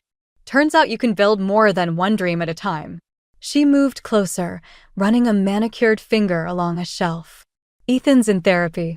Did you know?" I heard. Through mutual friends, I'd learned he'd moved to Seattle, started fresh. Good for him. He's different now. She picked up a vinyl, examining it. "We both are, I suppose." I stopped unpacking, finally looking at her properly. The designer outfit was still there, but something had softened in her face. "Why are you here, Mrs. Miller?" "Linda," she corrected quietly. "And I'm here because I owe you an apology." Grandma Edna straightened in her chair, watching like a hawk. "I was wrong," Linda continued. "About you, about what Ethan needed, about everything, really. Losing control of my perfect world was my greatest fear. Until I actually lost it. And now I'm learning that letting go doesn't mean losing everything. Sometimes it means gaining something real. She placed an envelope on the counter. The foundation board wanted you to have this. Inside was a grant proposal. The Miller Foundation would like to partner with Thompson's Vinyl and Vintage for a youth music education program. Why? Because sometimes the best way forward is to help others find their own path. She smiled slightly. Something you taught both me and my son. The bell chimed again. A teenage girl walked in, heading straight for the classic rock section. "Can I help you find anything?" I asked. "Just browsing. My mom used to love vinyl." She picked up an Aerosmith record. "Is this any good?" Linda and I exchanged a look. "Why don't you give it a listen?" I suggested, moving to the turntable. Sometimes the best discoveries happen by chance. As Dream On filled the store, I watched the girl's face light up with that same wonder I'd felt years ago. Linda moved toward the door. "Riley," she paused. "Thank you for breaking our perfect facade. It needed to break for us to heal." After she left, Grandma wheeled over. "Well, that was unexpected. Life usually is." I helped the teenage girl find more classics, remembering my own first encounters with vinyl. That's what makes it interesting. Later that evening, as I closed up shop, I found a small package wrapped in brown paper. Inside was a framed photo from the music festival where I'd met Ethan, caught by some random photographer, two strangers sharing lemonade. Full of hope and possibility. A note fell out. "Some memories are worth keeping, even if the story ends differently than we planned." I placed the photo on my office shelf, next to the business license and the grant proposal. Not as a reminder of what I'd lost, but of how far I'd come. Jessica appeared with takeout. "You okay?" "Yeah." I smiled, realizing I meant it. "You know what's funny? A year ago, I thought revenge would heal me. Then I thought leaving would heal me. And now I know that healing isn't about what you do to others or even what you run from. It's about what you build for yourself." Through the window, I watched that teenage girl walking away, clutching her first vinyl record like a treasure. Sometimes the best revenge isn't about destroying someone else's world or even proving them wrong. Sometimes it's about building something so beautiful from the ashes that they're forced to question why they tried to limit you in the first place. I turned the sign to "Closed" and put on "Dream On" one last time, letting the music fill the empty store. Tomorrow would bring new customers, new stories, new beginnings. And for the first time in a long time, I was ready for whatever came next. Some dreams die so better ones can take root. And sometimes, just sometimes, those new dreams sound even sweeter than the original melody. The first time I noticed something was wrong in my perfect life was when my wedding ring vanished from its usual spot on my nightstand. I found it later, tucked behind my jewelry box. But I knew I hadn't put it there. My name is Trisha, and 6 months ago, I thought I had everything. A beautiful home, a charming husband, and the kind of financial security most people only dream about. Now, I'm not so sure about any of it. "Darling, are you sure you didn't just forget?" Mark's voice was honey-sweet as he helped me search that morning. "You've been under so much stress since your father passed."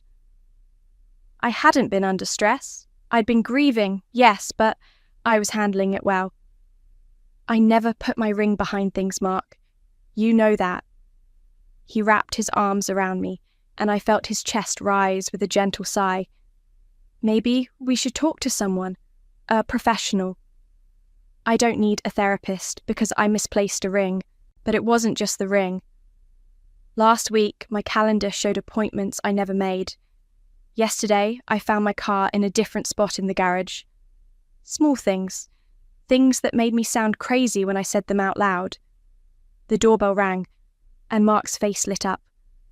That must be Mum. Greta swept in like she owned the place, her Hermes scarf trailing designer perfume.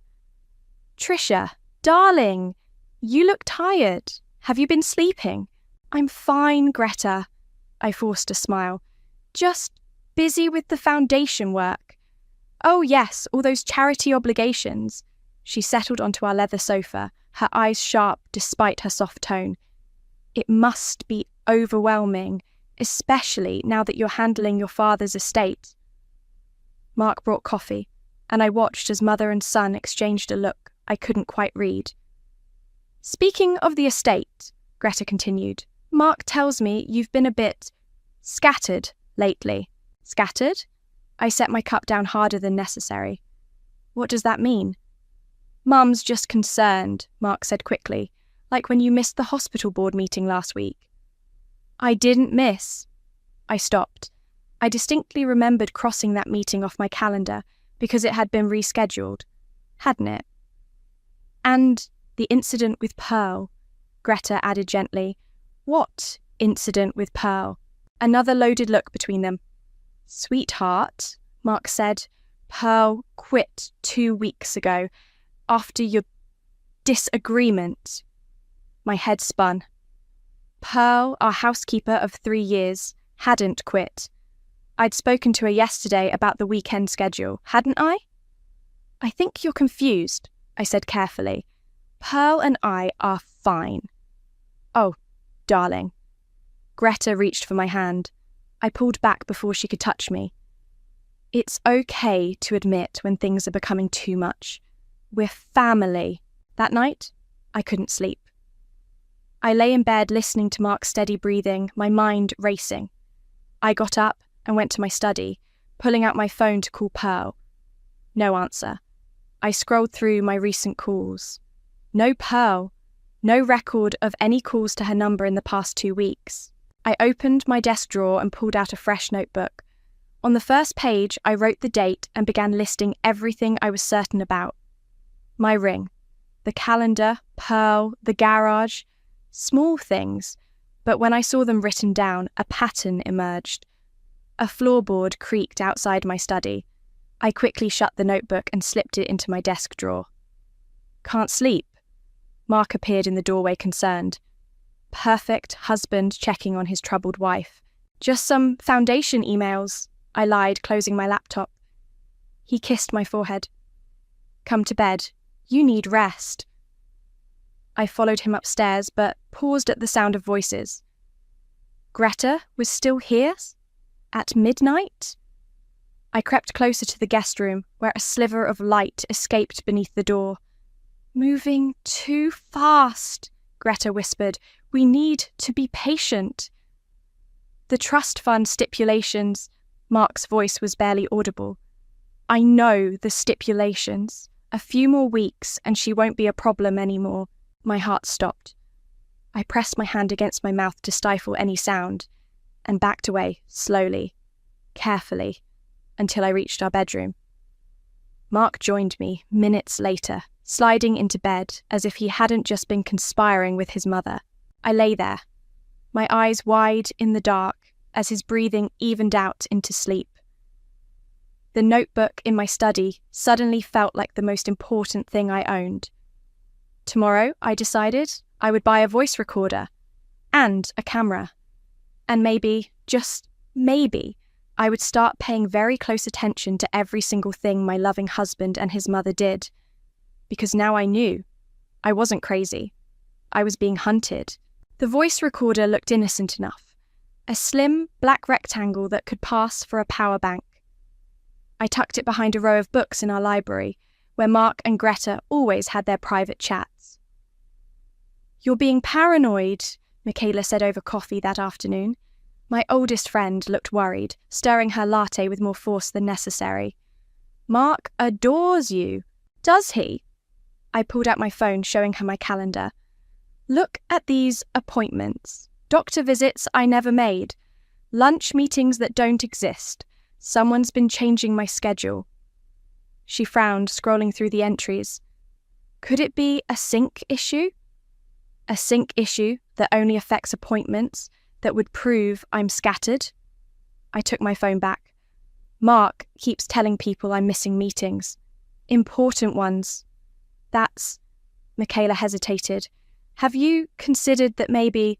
If you suggest I'm imagining things, I swear... No, she cut in. I was going to say, have you considered that maybe this is abuse? The word hung between us, heavy and ugly. Before I could respond, my phone buzzed with a text from Mark. "Don't forget your 3 p.m. with Dr. Jensen. Love you." I stared at the screen. I don't have a... Checking my calendar again, there it was. An appointment I'd never made with a psychiatrist I'd never heard of. "Okay," Michaela said slowly. "That's not normal." When I got home, Greta was waiting in the foyer. "Trisha, darling, I'm so glad I caught you. Did you make it to Dr. Jensen?" "There must have been a mix-up," I said carefully. "I didn't have an appointment today." Her face crumpled with concern. "Oh, sweetheart, this is exactly what we're worried about. You made that appointment last week, don't you remember? After the incident." "What incident?" "When you accused Pearl of stealing." Greta's voice was gentle, practiced. "You were so upset, throwing things." "That never happened." "It's okay not to remember. Stress can do terrible things to the mind." She pulled an envelope from her designer bag. "That's why we thought it was time for a proper evaluation, just to be safe." Inside the envelope was a psychiatric referral, pre-filled, waiting for my signature. "We?" My voice was steady, calmer than I felt. "Mark and I are just trying to help. We love you." She touched my arm. "Sweetheart, we can't have another incident." I jerked away from her touch. "I need to lie down." In my study, I pulled out my notebook, adding this latest manipulation to the growing list. My hand shook as I wrote. A shadow fell across my desk. "Everything okay?" Mark stood in the doorway, loosening his tie. "Your mother thinks I need psychiatric help." He crossed the room, his footsteps silent on the thick carpet. "We're worried about you. These memory issues, the paranoia." "I'm not paranoid." "You think someone's changing your calendar." He picked up my phone. "You think Pearl quit because of some conspiracy. Baby, do you hear yourself?" I snatched my phone back. "Don't touch my things." "See? This isn't like you." He reached for me, but I stepped away. "Let us help." That night, I waited until Mark was asleep before checking the voice recorder. My hands trembled as I plugged in my earphones and pressed play. "Getting worse," Greta's voice crackled through. "The trust fund requires mental competency. If we can prove she's unstable..." "Mum, I know." Mark sounded irritated. "I've got it handled. Tomorrow I'm taking her car keys. She'll think she lost them. And I've got her phone set to sync with mine. Every time she makes an appointment, I'll know. We can work around them, make her look unreliable." "The trust lawyer's already concerned. A few more weeks of this..." I stopped the recording, bile rising in my throat. Grabbing my laptop, I checked the security cameras I'd installed last week. There, in crisp HD, Greta sliding into my car, taking my keys, typing on my phone.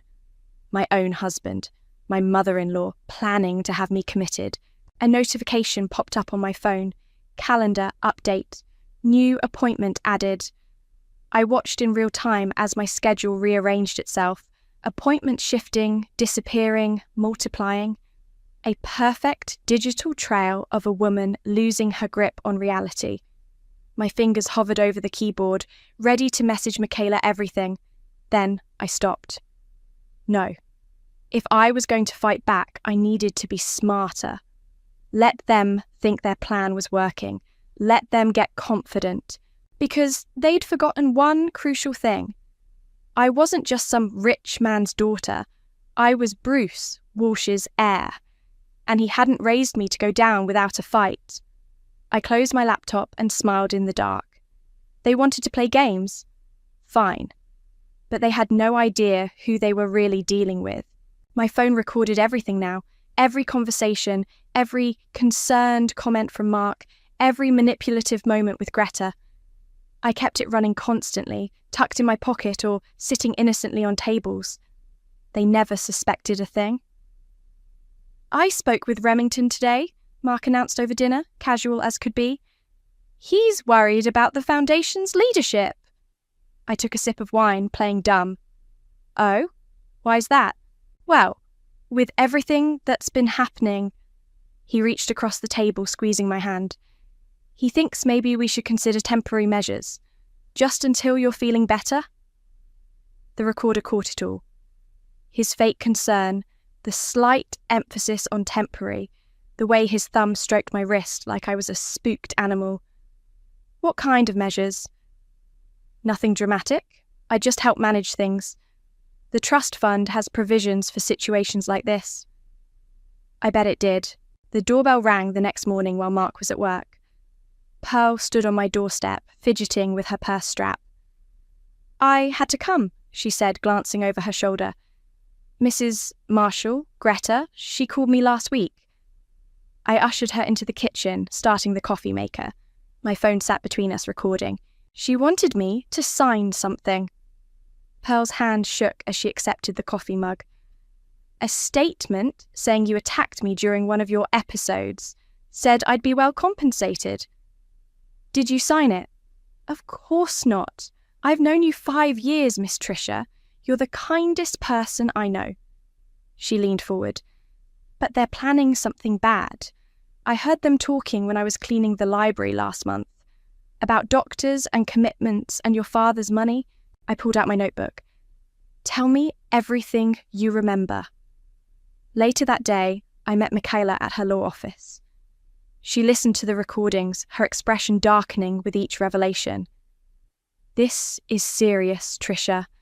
They're building a case for temporary guardianship.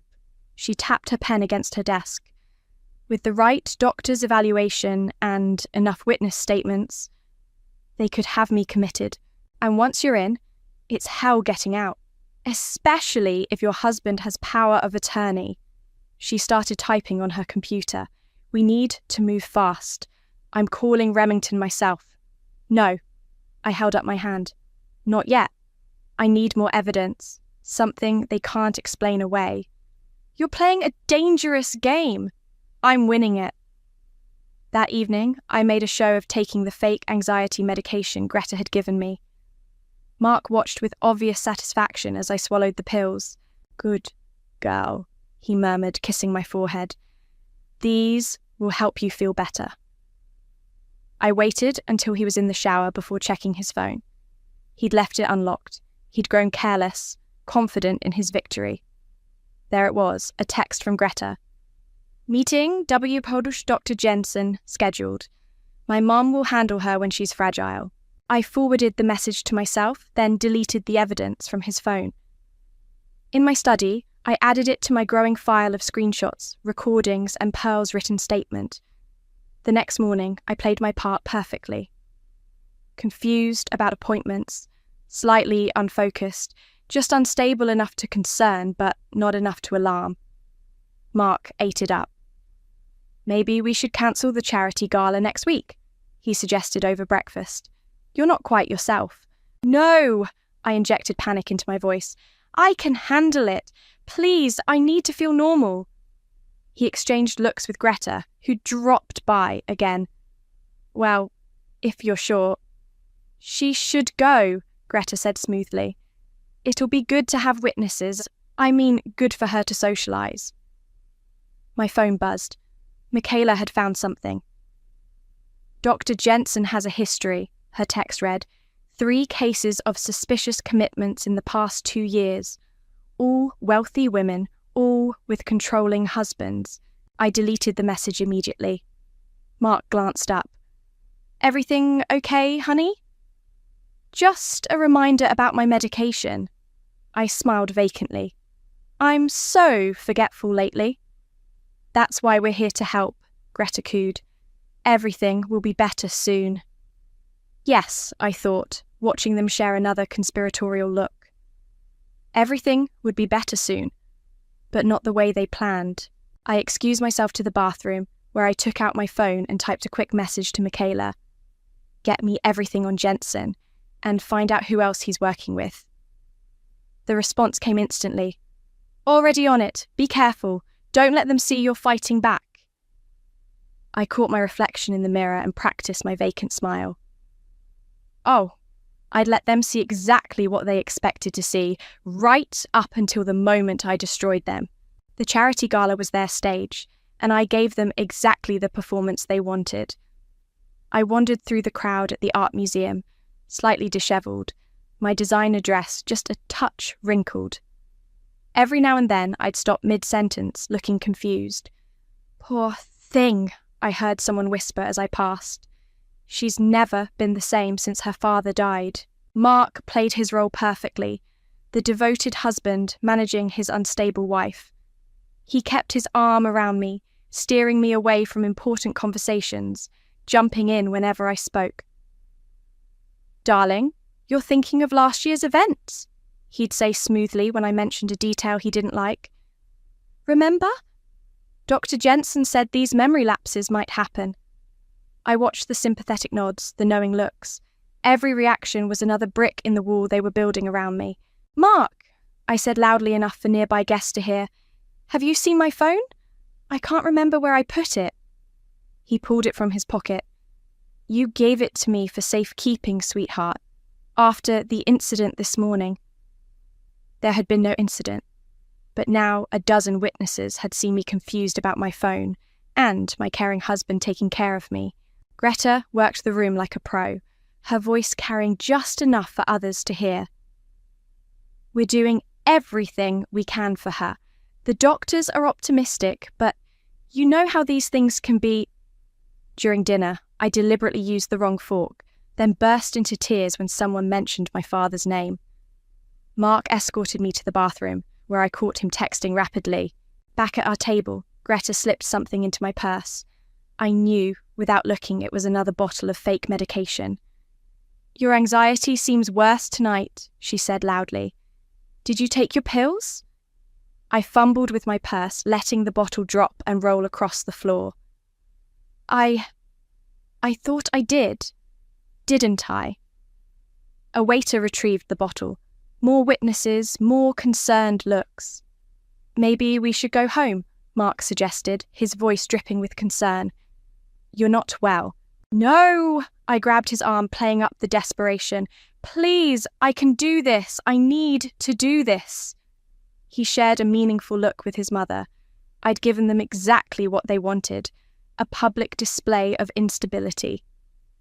Later that night, while Mark was in the shower, I checked my email. Michaela had sent me something urgent, a psychiatric assessment form already filled out with my name. My hands shook as I read it. According to this document, I was suffering from paranoid delusions, specifically the belief that my husband was trying to steal my inheritance. It detailed incidents that never happened, medications I'd never taken, and patterns of behaviour I'd never exhibited. The form was dated for next week's appointment, the one I hadn't even had yet. I forwarded the document to my secure email account and deleted all traces just as Mark came out of the bathroom. "You seemed a bit overwhelmed tonight," he said, sliding into bed beside me. Did I? I kept my voice small, uncertain. "Everything's just so fuzzy sometimes." He pulled me close, and I forced myself not to stiffen. "That's why we're getting you help. Dr. Jensen is the best. He'll know exactly what to do." "I'm sure he will," I thought, remembering the pre-written assessment. The next morning, I met Michaela in a coffee shop across town. I told Mark I was getting my hair done, something he could easily verify later when I came home with a slightly different style. "They're moving faster than we thought," Michaela said, sliding the printed assessment across the table. "This isn't just about control anymore. They're building a paper trail." "Good," I said, taking a sip of my coffee. "Let them." "Good. Trisha, they're trying to have you committed, and every piece of evidence they create is another nail in their coffin." I pulled out my phone, showing her the recordings from the gala. "I've got them coaching each other on what to say, discussing their plans, even admitting to the fake medication. But the assessment proves they're working with Jensen, that this whole thing is premeditated." I smiled. "They think they're documenting my instability. They're actually documenting their own conspiracy. Michaela stared at me for a long moment. You're scary sometimes, you know that? I learned from the best. I thought of my father, his lessons about business and betrayal. Never let them see you coming, he used to say. My phone buzzed, a text from Mark. Where are you? Mum's here for lunch? Time to go play crazy, I said, standing up. Make sure everything's ready for next week. When they make their move, I want to be ready to make mine. Be careful, Michaela called after me. I turned back, my smile sharp as a blade. Oh, I'm not the one who needs to be careful. Dr. Jensen's office was exactly what you'd expect. Expensive leather chairs, tasteful art, and the kind of silence that screams money. Mark sat to my left, Greta to my right, boxing me in like prison guards. Miss Tricia, Dr. Jensen said, his voice professionally neutral. Why don't you tell me what brings you here today? I glanced at Mark, playing up my uncertainty. I'm not sure. Things have been confusing lately. She's been having episodes, Greta jumped in. Paranoid accusations, memory lapses. Please, Mrs. Marshall, Jensen held up his hand. Let Tricia speak. I twisted my hands in my lap, the picture of nervous energy. Sometimes I forget things, or I think things happened that didn't happen. At least that's what they tell me. What kind of things? She accused our housekeeper of stealing, Mark said quickly, had a complete breakdown over it. Jensen made a note. And how did that make you feel, Tricia? I remember it differently, I whispered, but Mark says I'm wrong. He's probably right. He's always right. Greta dabbed at her eyes with a monogrammed handkerchief. It's been horrible watching her decline. Ever since her father died. I see. Jensen opened a file. I have some concerning reports here about your behaviour. Reports? I let my voice shake. What reports? Various incidents? Missing appointments, public outbursts, paranoid accusations about your husband stealing your money. I stopped, looking confused. Did I? Mark squeezed my hand. It's okay, honey. That's why we're here. I pulled away, standing suddenly. I need some air. Tricia, Greta's voice was sharp. Sit down. Please, Jensen said calmly. Take a moment if you need it, but I'd like you to stay. There's something we need to discuss. I sat back down, perching on the edge of my chair like a frightened bird. I've reviewed your case thoroughly, Jensen continued. The incidents, the testimonies, your family's concerns. He paused, shuffling some papers.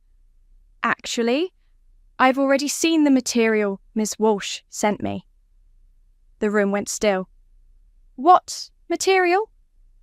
Mark's voice had lost its gentle concern. Jensen pulled out a USB drive. Quite extensive documentation. Audio recordings, video footage, sworn statements, even some interesting text messages about medication and manufactured incidents. Greta's face went white. That's ridiculous. She's clearly manipulating, including, Jensen cut in, a pre-written psychiatric assessment with my signature. Dated for today. He turned to me. Would you like to drop the act now, Tricia? I straightened in my chair, my voice clear and strong. Yes, I would. This is absurd, Mark stood up. She's sick. She needs help. The only sick thing here, I said, is how long you thought you could get away with this. Greta's face twisted with rage. You little... Mrs. Marshall, Jensen interrupted. I'd sit down if I were you. The police officers outside would love an excuse to come in early. Police? Mark's voice cracked. Conspiracy to commit fraud, I said. Attempted illegal confinement. Psychological abuse. Should I go on? You can't prove anything, Greta snarled. I pulled out my phone, playing a recording. Mark's voice discussing fake medication. Greta planning false testimonies. I have hundreds of hours like this, I said. Every conversation, every plan, every lie. Did you really think I was that easy to break? Mark, Greta turned to her son. Do something. He tried one last time. Baby, you're confused. This paranoia... No. I stood up, looking down at them both. I was paying attention. You just never saw me coming. The door opened. Remington, my trust's lawyer, walked in with 2 police officers. Dr. Jensen, one officer said, you have everything you need? Jensen nodded, handling them a thick file. Including their attempt to bribe me last week to falsify medical records. You set us up, Greta whispered. No, I corrected her. You set yourselves up. I just kept very, very good records. Mark lunged for me, but the officers were faster. As they cuffed him, he kept screaming that I was crazy, that I needed help, that he was trying to save me. The only thing crazy, I said, watching them lead him away, was thinking you could outsmart me. Greta was next, fighting and screaming as they escorted her out. I stayed in Jensen's office, listening to her threats echo down the hallway. You did well, Jensen said quietly. In 30 years, I've never seen someone handle a gaslighting attempt quite like this. I gathered my purse, suddenly exhausted. They forgot one thing. What's that? I'm my father's daughter. I smiled, but there was no warmth in it. And he taught me to always record everything. The police station's interview room was cold, but I felt nothing but warmth watching Mark and Greta squirm on the security monitor. They'd been separated, each trying desperately to salvage their story. She's mentally unstable, Greta insisted to the detective. Everything we did was to help her. In the next room, Mark took a different approach. I was just following my mother's lead. Trisha's rich, you know how these wealthy families are. I thought maybe she really did need help. Detective Rivera turned to me. Want to watch me break them? I nodded, and she entered Mark's room first. The change in his demeanour was instant. He sat up straighter, tried to look charming. Let's talk about the medication, Rivera said, dropping an evidence bag on the table. The pills your mother supplied. Our lab found interesting results. Mark's face fell. I don't know anything about placebos, Rivera cut in. Designed to look like prescription anti-anxiety medication. That's fraud, Mr. Marshall, and attempted poisoning. You can't prove I knew about that. Rivera played a recording. Mark's voice discussing the fake pills with Greta, planning how to document my reactions to them. In the other room, Greta was crumbling. It was her idea, she shrieked, pointing at the door. She's manipulating everyone. With evidence that predates any of your claims? Rivera's partner asked. The timestamps on her recordings go back months. Your first complaint about her mental health was conveniently right after she inherited the trust fund. I watched Greta's face contort. That money should have been Mark's. She doesn't deserve it. And there it is, Michaela said beside me. The real motive. Rivera returned to us looking satisfied. We've got them. The DA's already drawing up charges. Conspiracy, fraud, attempted false imprisonment. They're looking at serious time. I want to talk to them, I said. Trisha, no, Michaela grabbed my arm. Let the lawyers handle this. 5 minutes. That's all I need. Rivera hesitated, then nodded. 5 minutes. We'll be watching. I entered Mark's room first. He jumped up, eyes wild. Baby, please. You have to understand. Sit down. He sat. You know what the worst part is? I said quietly. I actually loved you. And you were willing to destroy my life for money that wasn't even yours. It wasn't like that. Mum said, your mother is going to prison, and so are you. I placed my wedding ring on the table. Consider this my divorce notice. Greta was next. She didn't look up when I entered. You never thought I was good enough for him, I said. Now he's going to prison because of you. He deserved that money, she spat. We had a plan. Yes, you did. A stupid, obvious plan that I caught on to immediately. I leaned closer. Want to know your biggest mistake? She finally met my eyes. You thought money made me soft? But money didn't make me. My father did, and he taught me to spot snakes like you from a mile away. Back in the observation room, Rivera handed me a stack of papers. The trust's lawyer is here. He needs your signature on these protection orders. Remington entered, looking grave. Tricia, there's something else. We've uncovered some concerning financial activity in Greta's accounts. Massive debt, hidden loans. This wasn't their first attempt at something like this. What do you mean? 3 other wealthy women in the past 5 years. All married to Mark briefly.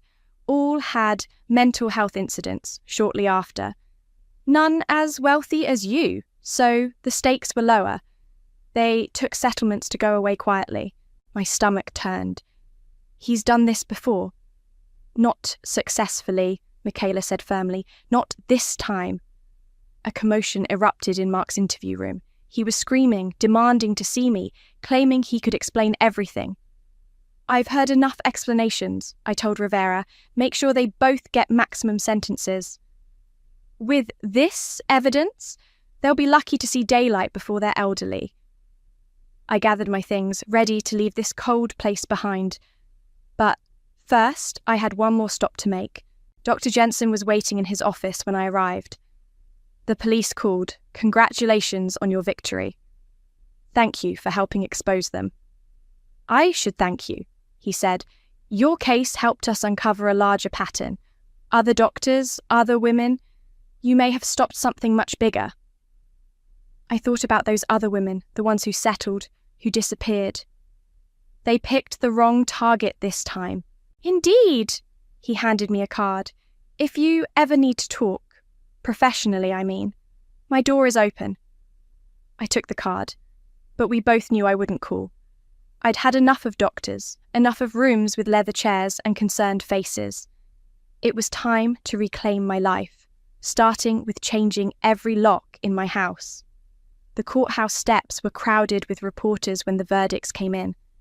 Mark and Greta, once so polished and proper, looked small in their prison jumpsuits. Guilty on all counts, Michaela whispered, squeezing my hand as the judge read the sentences. 15 years for Mark, 12 for Greta. I watched Mark's shoulders slump as the reality hit him. Greta started wailing, her designer mask finally cracking completely. Miss Walsh, reporters shouted, how do you feel about the verdict? Before I could respond, a familiar voice cut through the chaos. She feels vindicated, obviously. Caitlin. My half-sister stood at the bottom of the steps, looking expensive and smug in her Chanel suit. What are you doing here? I asked when the reporters had finally dispersed. She shrugged, examining her manicure. Can't I support my sister in her moment of triumph? You've never supported me in anything. True, she smiled all teeth, but I did try to warn them about you. I froze. What? I told Greta you weren't as naive as you looked. That daddy dearest had taught you too well. She laughed. She didn't listen, obviously. Too busy planning how to spend your money. You knew all this time. Of course I knew. Mark approached me first, you know. Thought I might help them, given our complicated relationship. She adjusted her designer sunglasses. I told them they were idiots, that you'd destroy them if they tried. My hands clenched into fists. And you didn't think to warn me? Why should I? You handled it beautifully. She stepped closer. Besides, now that they're gone, maybe we can work on being real sisters. Get out of my sight. Don't be dramatic, Tricia. Family is family. No, I said. Family doesn't watch while someone tries to destroy you. Back home, I walked through rooms that finally felt like mine again. The library where they'd plotted against me, the kitchen where Pearl had warned me, the study where I'd planned their downfall. My phone buzzed, a message from the prison. Mark wanted to see me. Don't go, Michaela advised over the phone. He'll just try to manipulate you again. But I went anyway. One last time. He looked pathetic behind the glass, his charm replaced by desperate fear. Baby, please, he begged through the phone. I'll do anything. Just tell them it was all a misunderstanding. Like those other women? The ones you and Greta terrorized before me? His face changed. They were different. With you, it was real. I really loved you. You loved my money. I can change. We can start over. I hung up the phone and walked out, ignoring his shouts behind me. Pearl was waiting at my house with coffee and sympathy. I brought your favorite cookies, she said, hugging me tight. The ones your father used to love. You're too good to me. No, you're too good to all of us. She settled at the kitchen counter.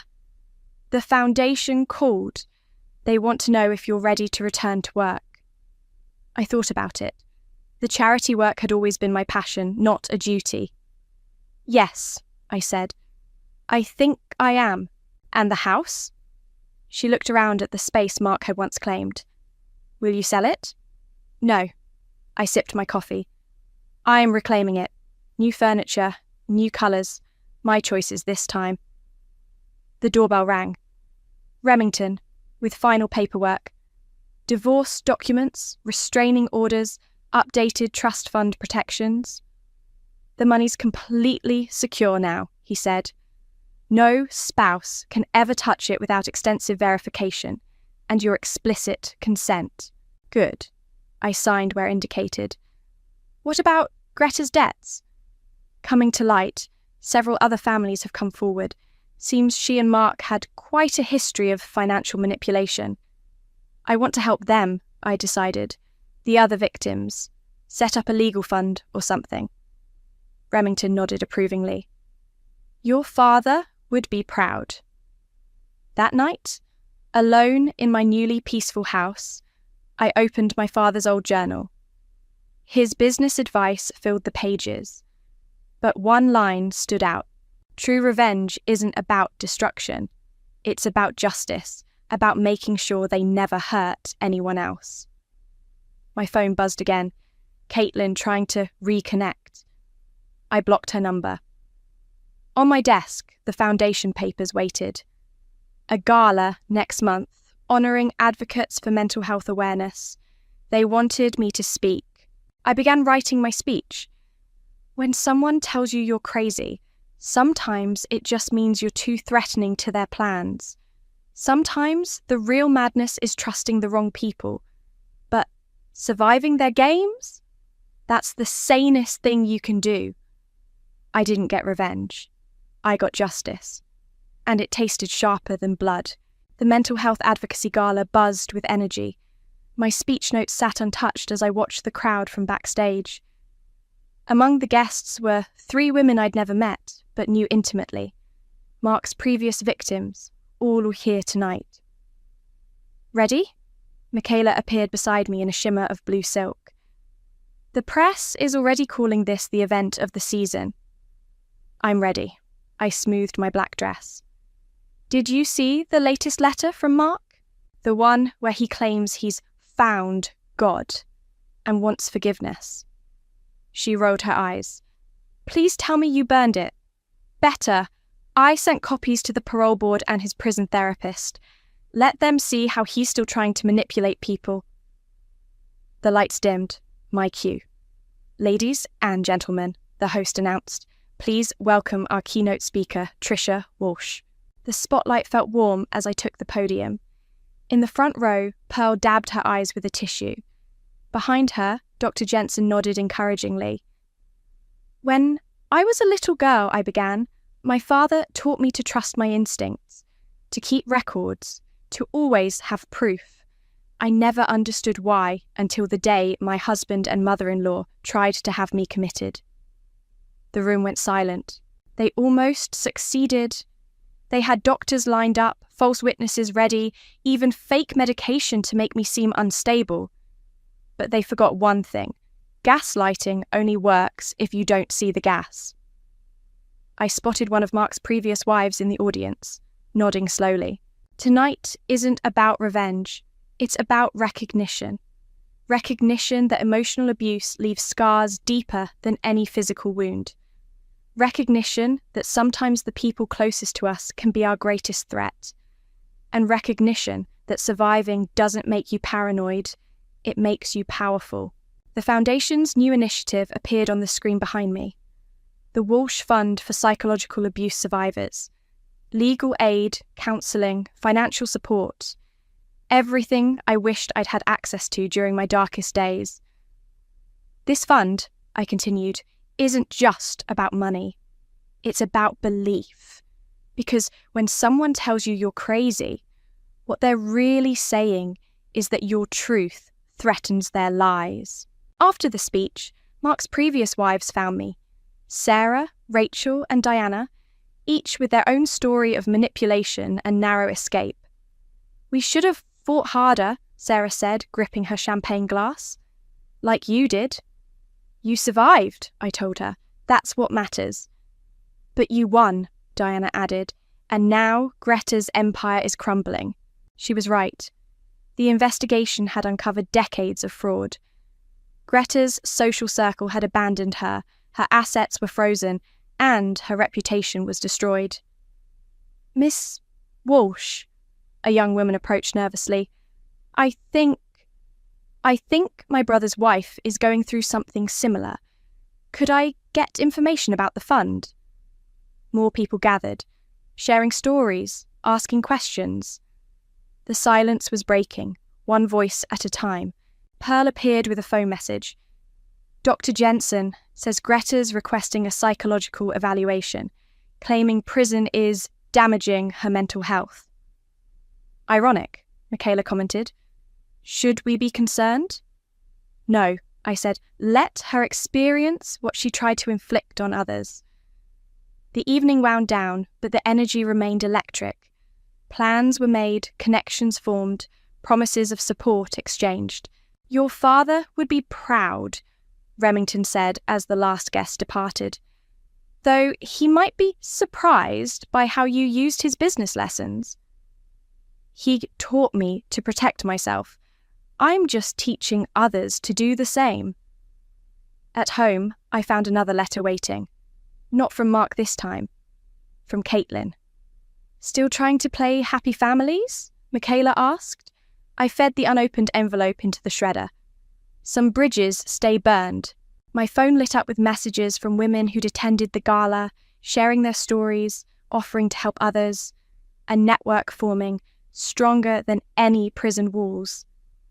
I opened my laptop to find an email from the prison warden. Mark had been caught trying to manipulate another inmate's wife into sending him money. His privileges were revoked. "Some people never change," I murmured. "But some people do," Michaela said. "Look what you've built from this mess." She was right. The foundation was thriving. The fund was growing, and women were coming forward, refusing to be silenced. I walked to my father's old study, my study now, and touched the frame holding his favourite quote. "Success is the best revenge." "No, Dad," I said softly. "Justice is." Outside, the city lights twinkled like stars. Somewhere out there, another woman was starting to question her reality, starting to gather evidence, starting to fight back. And thanks to tonight, she wouldn't have to fight alone. That was worth more than any revenge could ever be. I never meant to snoop through my husband's things. But when the perfumed envelope fell from his jacket pocket as I was doing laundry, something in my gut told me this wasn't just another business card. My name is June, and until that moment, I thought I had the perfect marriage. Virgil and I had been together for 6 years, building what I believed was an unshakable foundation of trust and mutual respect. But there I stood in our laundry room, holding a pale pink envelope that smelled like jasmine and regret. "Honey, have you seen my gray jacket?" Virgil called from upstairs. "I need it for the meeting tomorrow." My hands trembled as I stuffed the envelope into my pocket. "Just putting it in the wash now," I replied, proud of how steady my voice sounded. Later that night, after Virgil had fallen asleep, I sat in our ensuite bathroom, perched on the edge of the tub with the letter in my hands. The handwriting was elegant, feminine, nothing like the chicken scratch from his business associates. "Dear V," it began. "I know it's been years, but I can't stop thinking about what you said at the charity gala last month. About regretting your choices. About us." My stomach churned. Last month's gala? The one where Virgil had claimed he'd spent the entire evening networking with potential investors? The letter continued, each word feeling like a needle under my skin. "Your mother always said we were perfect together. Maybe she was right. Maybe it's not too late." A soft knock at the bathroom door made me jump. "June? Everything okay in there?" Virgil's voice was thick with sleep. I quickly folded the letter and tucked it into my robe pocket. "Just feeling a bit queasy," I lied. "Must have been the takeout. Do you need anything?" The concern in his voice made this all worse somehow. How could he sound so caring while harboring such secrets? "No, I'm fine." "Go back to sleep." As I heard his footsteps retreat and the bed creak, I caught my reflection in the mirror. The woman staring back at me looked different somehow, harder, more suspicious. In that moment, I realized our marriage wasn't what needed fixing, it was beyond repair. What I needed was a plan. The next morning, over coffee, Virgil kissed my forehead like nothing was wrong. "Mother's coming for dinner tonight," he reminded me. "She's been asking about grandchildren again." I forced a smile, thinking about his mother, Eudora, and her constant pressure about babies. Now her words in the letter made sense. Perfect together, she'd always preferred his ex. The realization hit me like a slap. "Actually," I said, stirring my coffee slowly, "I'm not feeling well enough for company. Maybe we should reschedule." Virgil's face darkened slightly. "Mother's already on her way. She's been planning this dinner all week." "Of course she has," I muttered. "What's that supposed to mean?" I met his eyes across the kitchen island. "Nothing. I just find it interesting how your mother always gets what she wants." He set his coffee cup down harder than necessary. "June, what's going on with you?" "You tell me, V," I said, emphasizing his nickname from the letter. "Anything you want to share about last month's gala?" Color drained from his face, but before he could respond, my phone buzzed. A text from my sister Mari. "Emergency at work. Need you ASAP." I grabbed my purse, grateful for the escape. "I have to go. Tell your mother I'm sorry about dinner." As I walked to my car, I could feel Virgil watching from the window. 6 years of marriage, and it took one letter to make me question everything. But that wasn't even the worst part. The worst part was knowing this was just the beginning. Mari's emergency turned out to be exactly what I needed, an excuse to avoid the inevitable confrontation with Virgil and his mother. My sister's coffee shop was quiet when I arrived, just a few regulars scattered among the mismatched furniture. "You look like hell," Mari said, sliding a steaming mug across the counter. "Spale." I pulled the letter from my purse, now wrinkled from my constant handling. Mari read it silently, her expression darkening with each line. "That lying piece of—" "It gets worse," I cut her off. "Remember that charity gala last month? The one where Virgil was supposedly networking all night? The one where Eudora kept parading that skinny blonde around?" Mari's eyes widened. "Wait, was that his ex?" "Probably." I wrapped my hands around the warm mug, trying to stop them from shaking. "And apparently, Mother Dearest still thinks they're perfect for each other." The bell above the door chimed.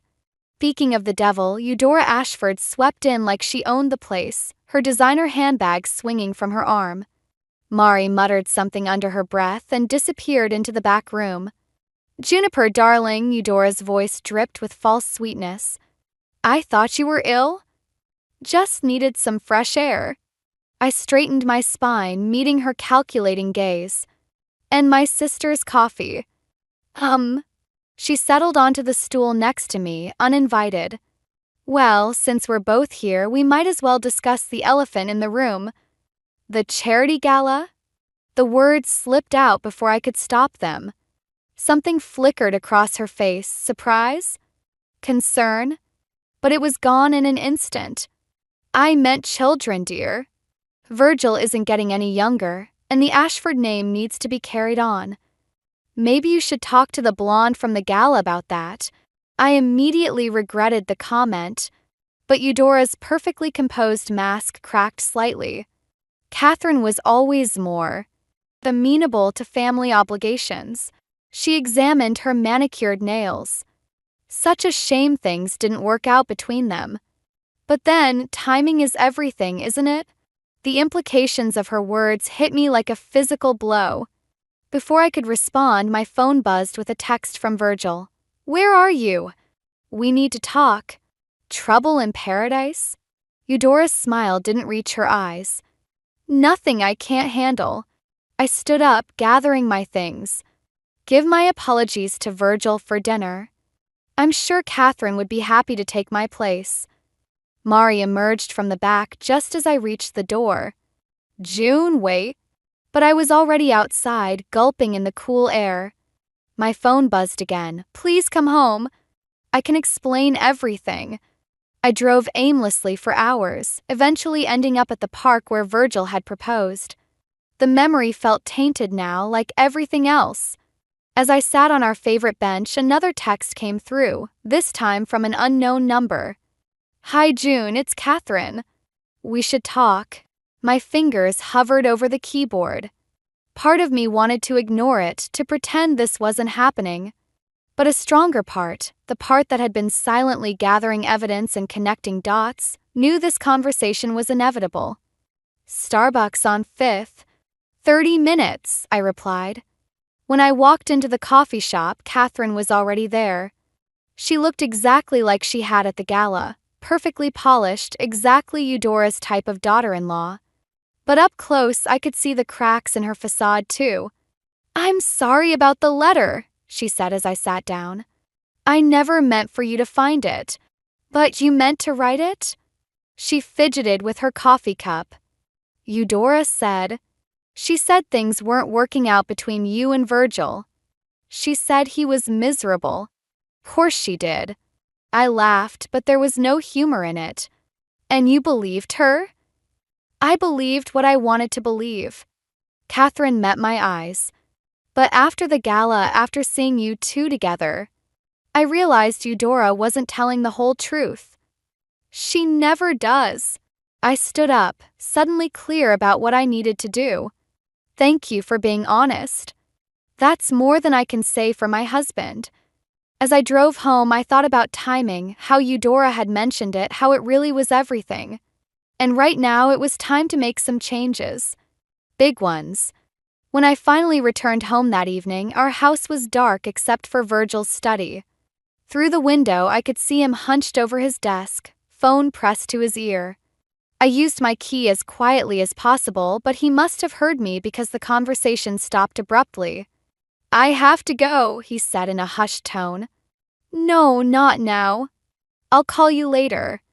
I stood in the doorway of his study, watching him scramble to close browser tabs. Don't stop on my account, I said. I'm sure Catherine's waiting for your call. His face went through a series of emotions, surprise, guilt, anger, before settling on something like resignation. It's not what you think. Really? Because I just had an interesting chat with her. I moved closer to his desk, noticing how he subtly angled his computer screen away from me. She told me about Eudora's meddling. What I can't figure out is why you went along with it. June, please, he reached for my hand, but I stepped back. Don't. My voice cracked slightly. Just don't. That's when I noticed the browser tab he'd missed. An email draft to Catherine with an attachment, divorce papers. My stomach lurched. Were you even going to tell me? I asked, my voice barely a whisper. Or was I supposed to find out from your mother like everything else? Virgil ran his hands through his hair, a gesture I once found endearing. I was trying to protect you. Protect me. I laughed, the sound harsh in the quiet room. By secretly planning our divorce with your ex? The company's failing June. I'm drowning in debt. His voice rose with each word.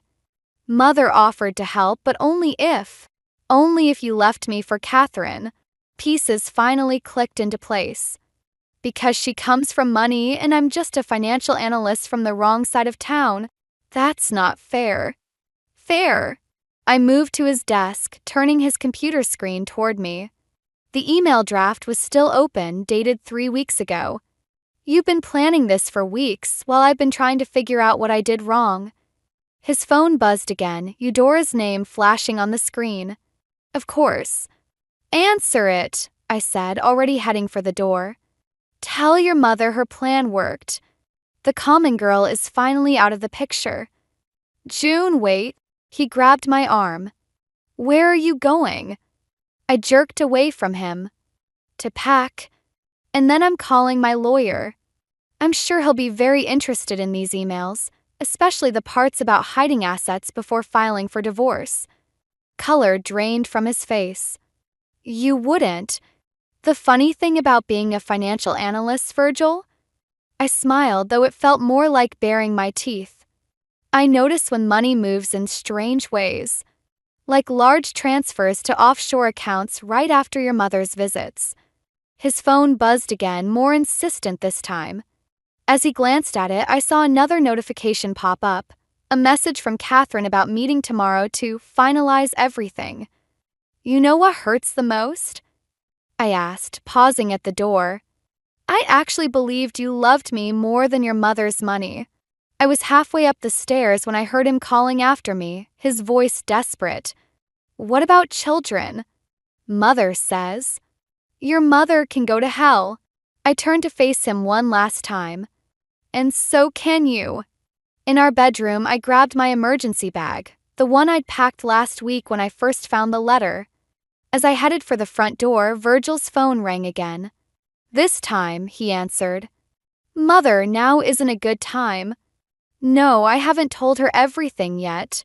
Yes, I know the papers need to be filed by Friday. I closed the door on his conversation, cutting off whatever scheme Eudora was cooking up next. In my car, I found a text from Mari. Guest room's ready whenever you need it. My hands shook as I started the engine, but my mind was clear. They wanted to play games with my life? Fine. But they were about to learn that this common girl knew how to play too. And I played to win. Mari's guest room became my war room. Spread across the bed were financial statements, bank records, and emails I'd secretly forwarded from Virgil's computer before leaving. 3 days had passed, and my phone was a battlefield of missed calls and manipulative texts from both Virgil and Eudora.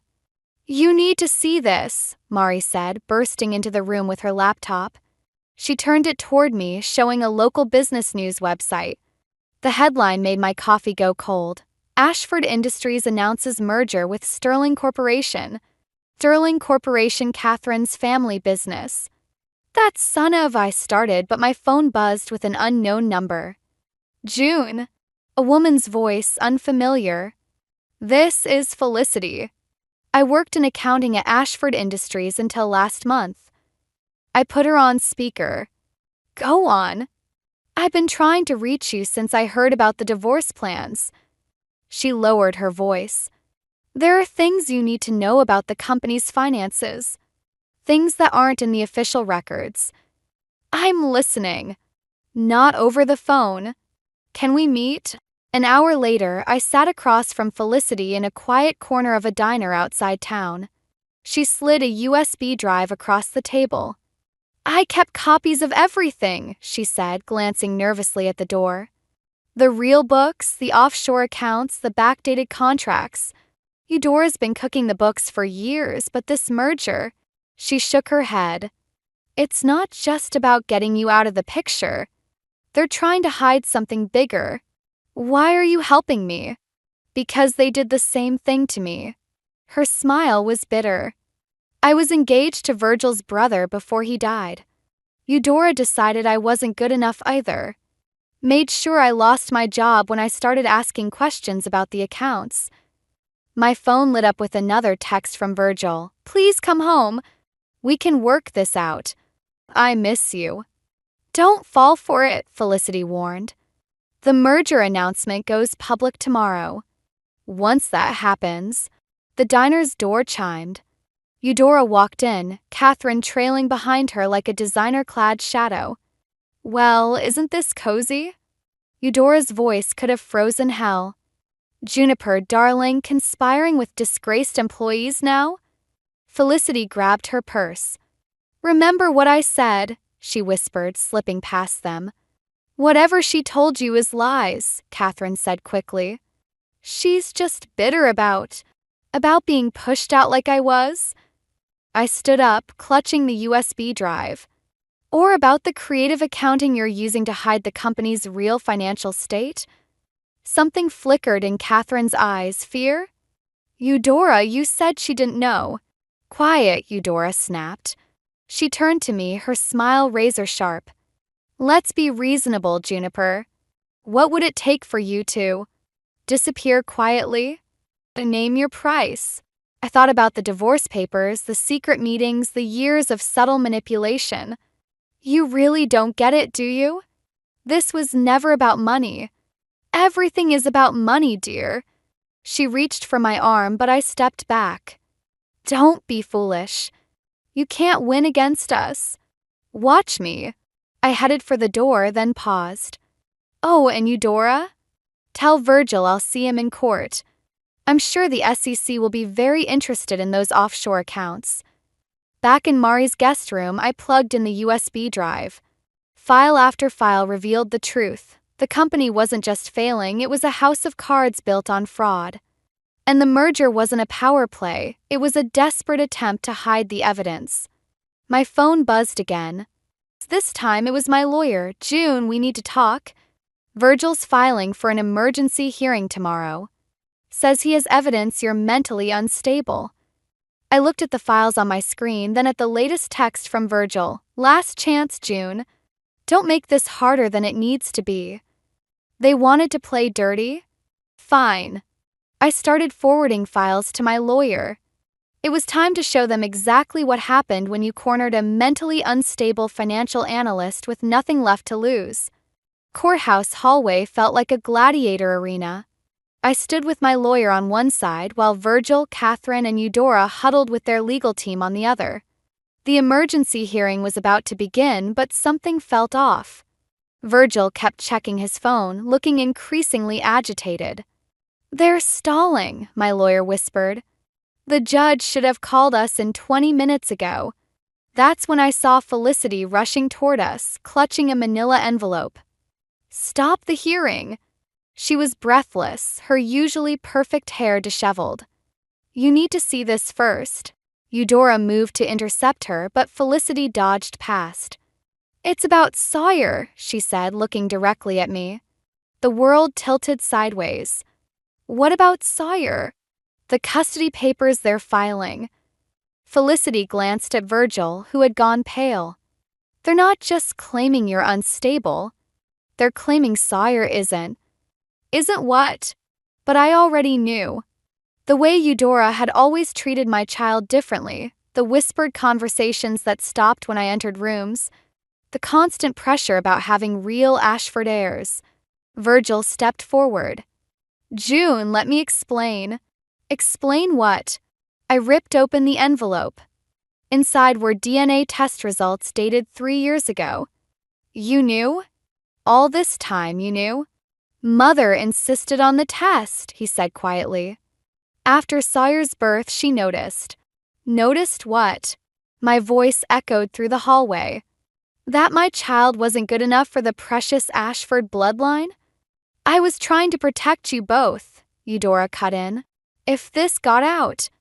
If what got out? I advanced on her. That your perfect son wasn't Sawyer's biological father? That all your grand plans for an Ashford heir were based on a lie? Catherine grabbed Virgil's arm. You told me the child was from a previous relationship. He told you what? Pieces clicked into place. The merger, the rushed divorce, the custody filing. This was never about the company, was it? This was about erasing us completely. June, Virgil pleaded, we can work something out. A generous settlement. In exchange for what? My child? My silence. I laughed, the sound bordering on hysterical. You know what's funny? I actually felt guilty about exposing your financial fraud. But this. I pulled out my phone, displaying the screen. This just made it easy. What did you do? Eudora's voice sharpened. Check your phones, I said. The SEC should be receiving some very interesting documents right about now, along with these DNA results and evidence of your attempt to use them for extortion. Color drained from their faces as notifications started pinging across their devices. Virgil lunged for my phone, but Mari, who had been quietly filming everything, stepped between us. Touch her, she said calmly, and assault charges will be the least of your worries. Courthouse doors burst open as federal agents streamed in. In the chaos that followed, I watched Eudora's carefully constructed world crumble. Virgil was led away in handcuffs, Catherine collapsed in tears, and Eudora, for the first time in her life, looked genuinely afraid. This isn't over, she hissed as agents approached her. That child is mine, I cut her off. And you'll never come near us again. Later that night, I watched Sawyer sleeping peacefully, unaware of how their world had changed. Mari brought me tea, settling beside me on the couch. You okay? She asked. I thought about the day's events, about the years of manipulation and lies. No, I admitted. But I will be.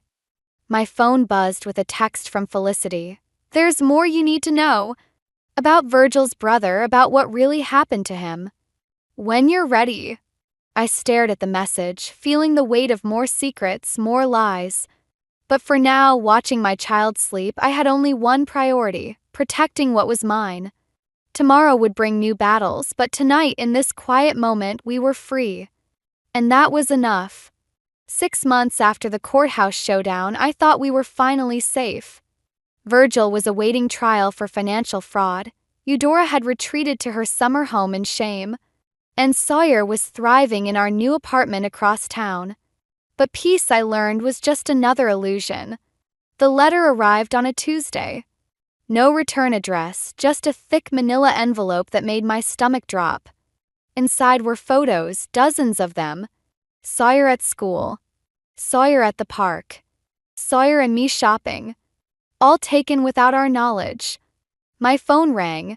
Felicity. They're moving against you, she said without preamble. Eudora's hired private investigators. They're building a case. What case? Virgil's DNA test already proved. Not about paternity. About Sawyer's real father. Her voice dropped. They found him June. The room spun. That weekend in Vegas 5 years ago, before I'd even met Virgil. I'd never gotten his name, never thought I'd need it. That's impossible. Nothing's impossible with Eudora's resources. Felicity paused. There's more. Virgil's brother. His death wasn't an accident. I found evidence. A crash from Sawyer's room cut her off. I dropped the phone, running toward the sound. The window was open, curtains billowing in the wind. Sawyer's bed was empty. Sawyer? My voice echoed through the apartment. Baby, where are you? Something crinkled under my foot, a note written in Eudora's elegant script. We need to talk. Alone. My phone buzzed with an address and a warning. Come alone or you'll never see them again.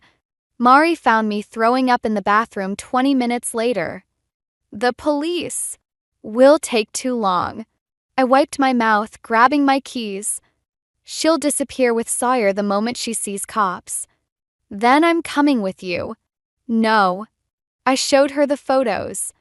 She's been watching us for months. She'll know. The address led to an abandoned warehouse by the docks. Eudora stood in the entrance, looking more haunted than elegant now. Where's my child? Safe, she said.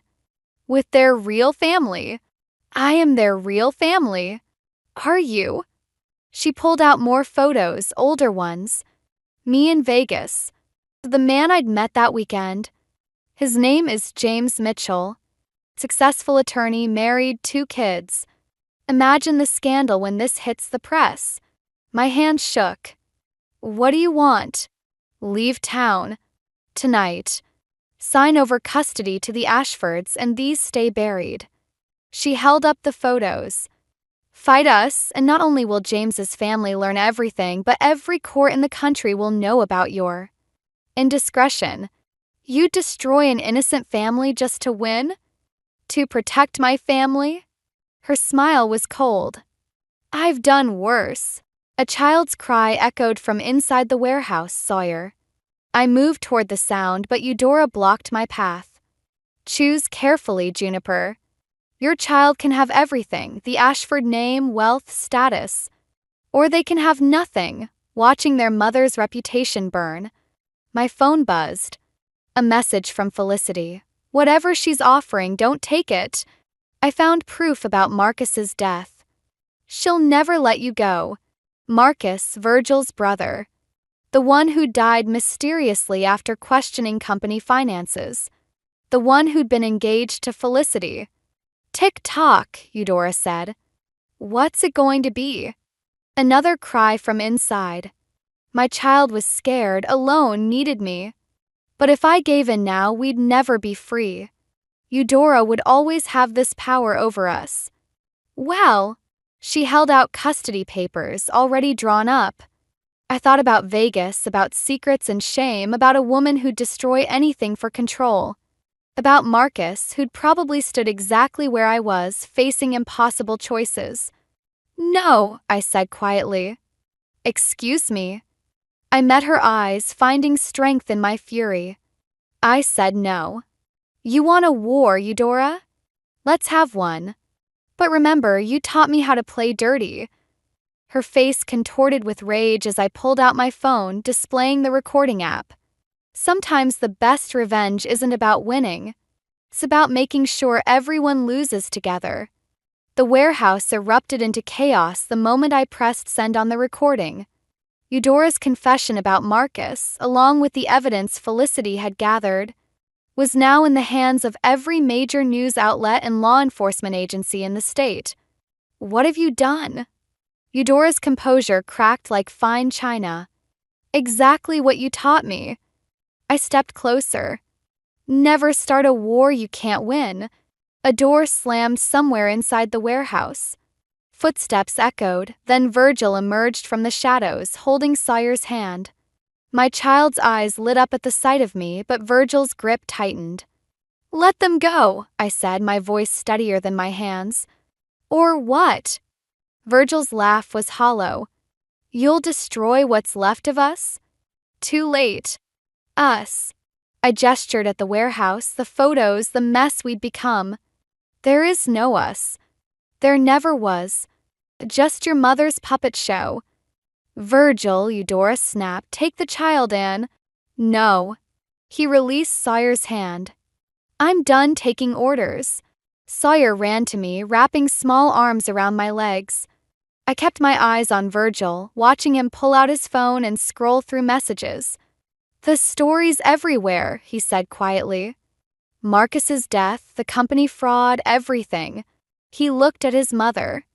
Did you really kill him? I protected this family. Eudora's voice rose hysterically. Everything I did was for control. Felicity's voice cut through the darkness. She stepped out from behind a stack of crates, holding a gun.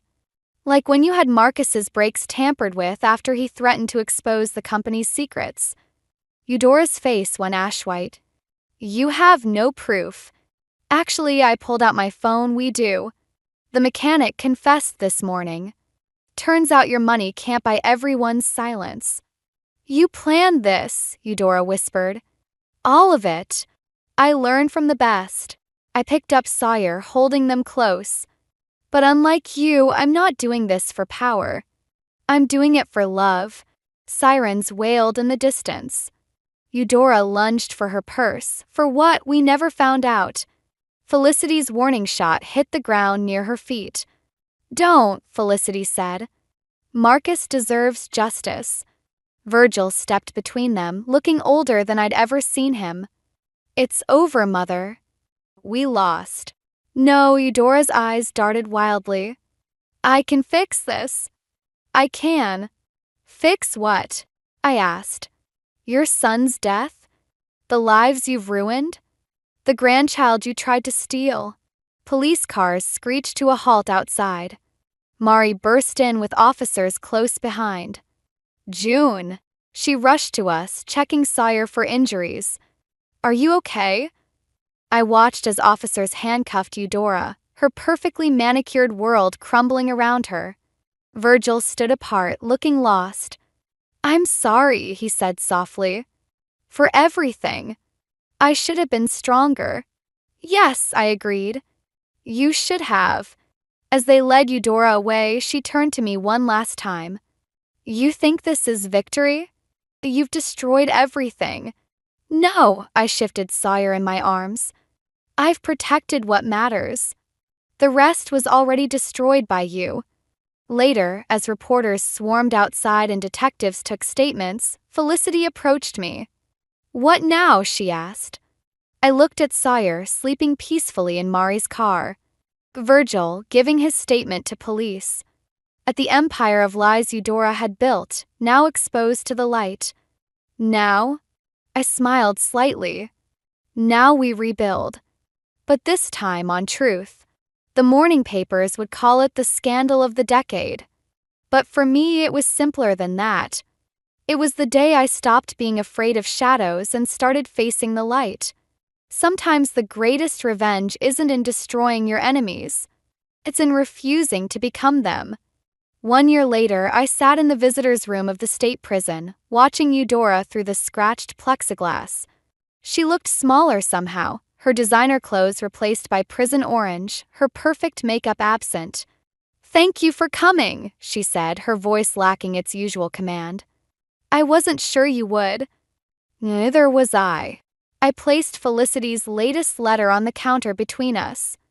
But this convinced me. Eudora's eyes flickered to the paper. She told you about Marcus's daughter? The one you forced her to give up for adoption after his death? I kept my voice neutral. Yes, I thought I was protecting our legacy. She touched the glass separating us. Instead, I destroyed it. Outside, Mari waited with Sawyer, who was drawing pictures for their new baby sister, Felicity's daughter born 3 months ago.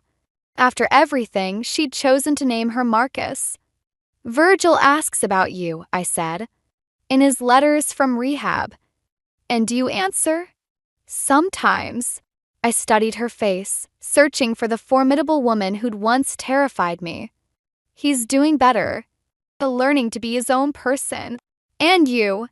For the first time, her voice held genuine curiosity rather than judgment. Are you happy? Question caught me off guard. Through all our battles, she'd never asked about my happiness. I'm at peace, I answered honestly. Sawyer's thriving. Mari's coffee shop is expanding. And Felicity. I smiled slightly. She's become family in ways you never allowed. The irony isn't lost on me. Eudora's laugh was hollow.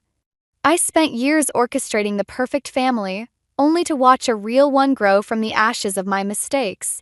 A guard signaled 5 minutes remaining. I pulled out one last item, a photo of Sawyer and baby Marcus together.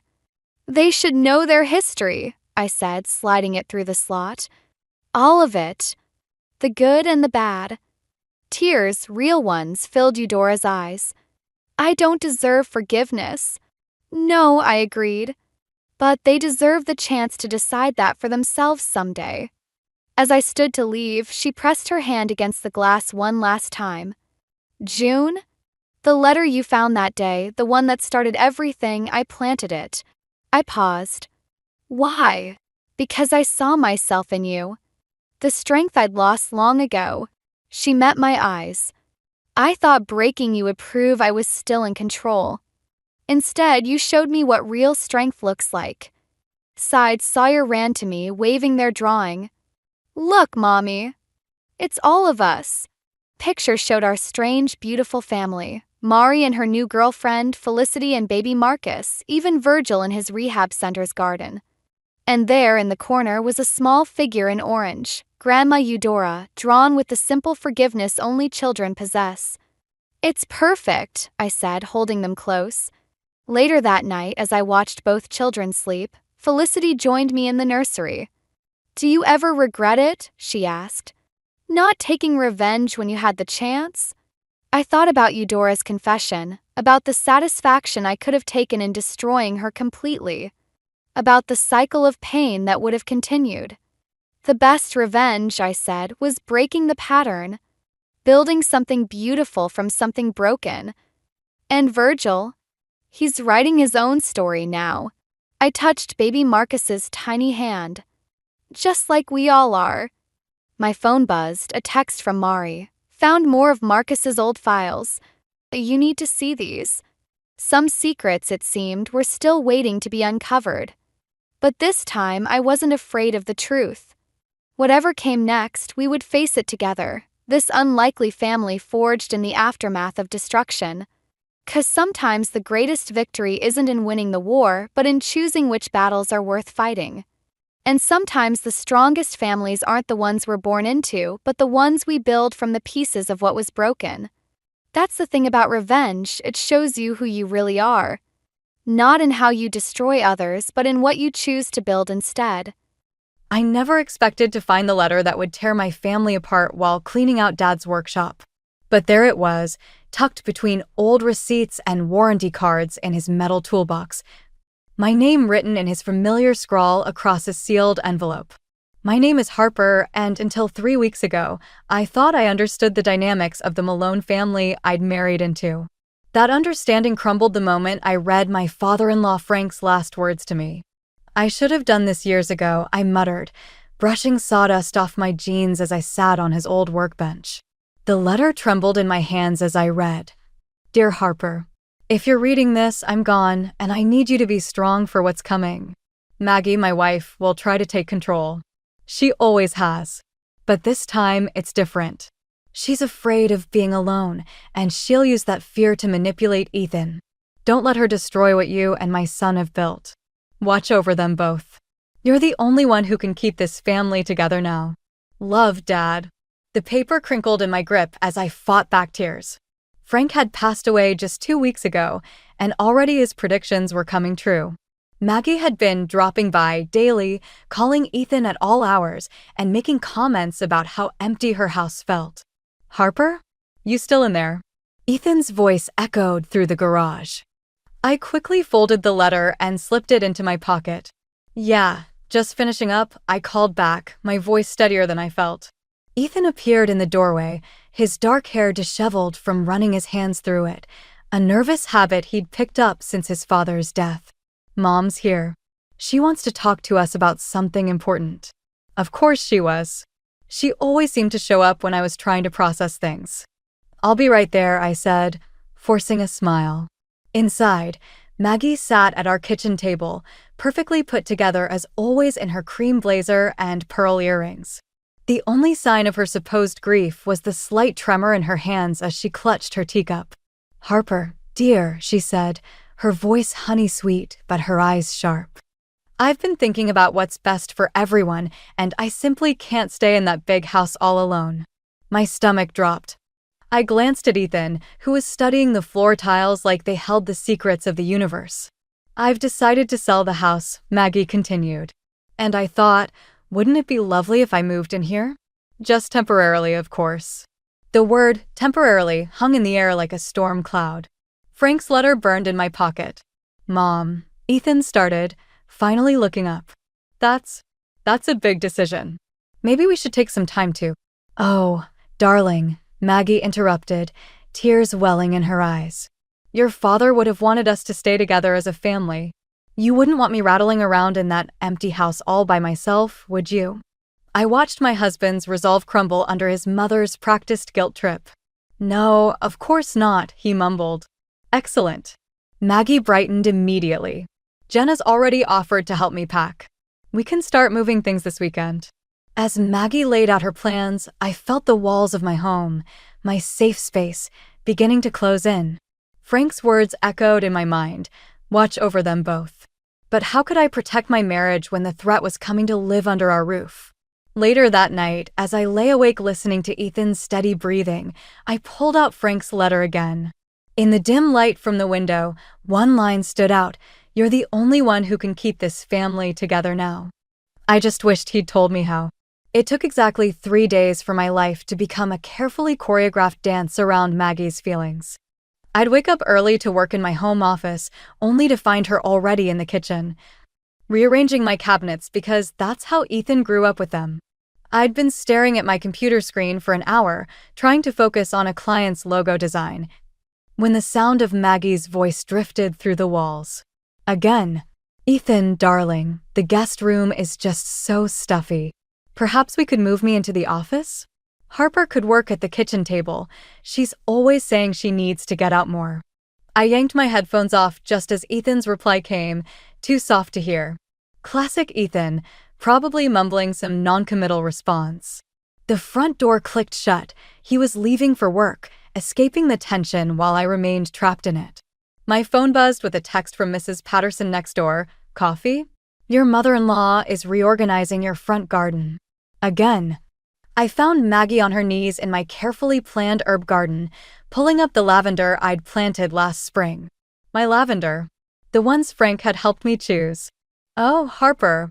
Maggie looked up, soil staining her expensive gardening gloves. "I hope you don't mind. These were all wrong for this spot. I'm putting in roses instead. Ethan's always loved roses." My fingers curled into fists. "Actually, Maggie, I do mind. That lavender was..." "Jenna." Maggie called out, cutting me off as her daughter appeared in the driveway. Perfect timing. "Help me with these plants, dear." Jenna sauntered over, designer sunglasses perched on her head. "Sorry, Mom. Just stopping by to grab those papers you mentioned." I watched them exchange a look that made my skin crawl. "What papers?" "Oh, nothing important," Maggie waved dismissively. "Just some things your father left behind, Jenna. Harper, would you be a dear and make us some tea? In my own house, in my own garden." I turned without a word and went inside, but instead of heading to the kitchen, I slipped into the garage. Something about their exchange felt off, and Frank's letter had taught me to trust my instincts. I pressed my ear to the door leading to the garden.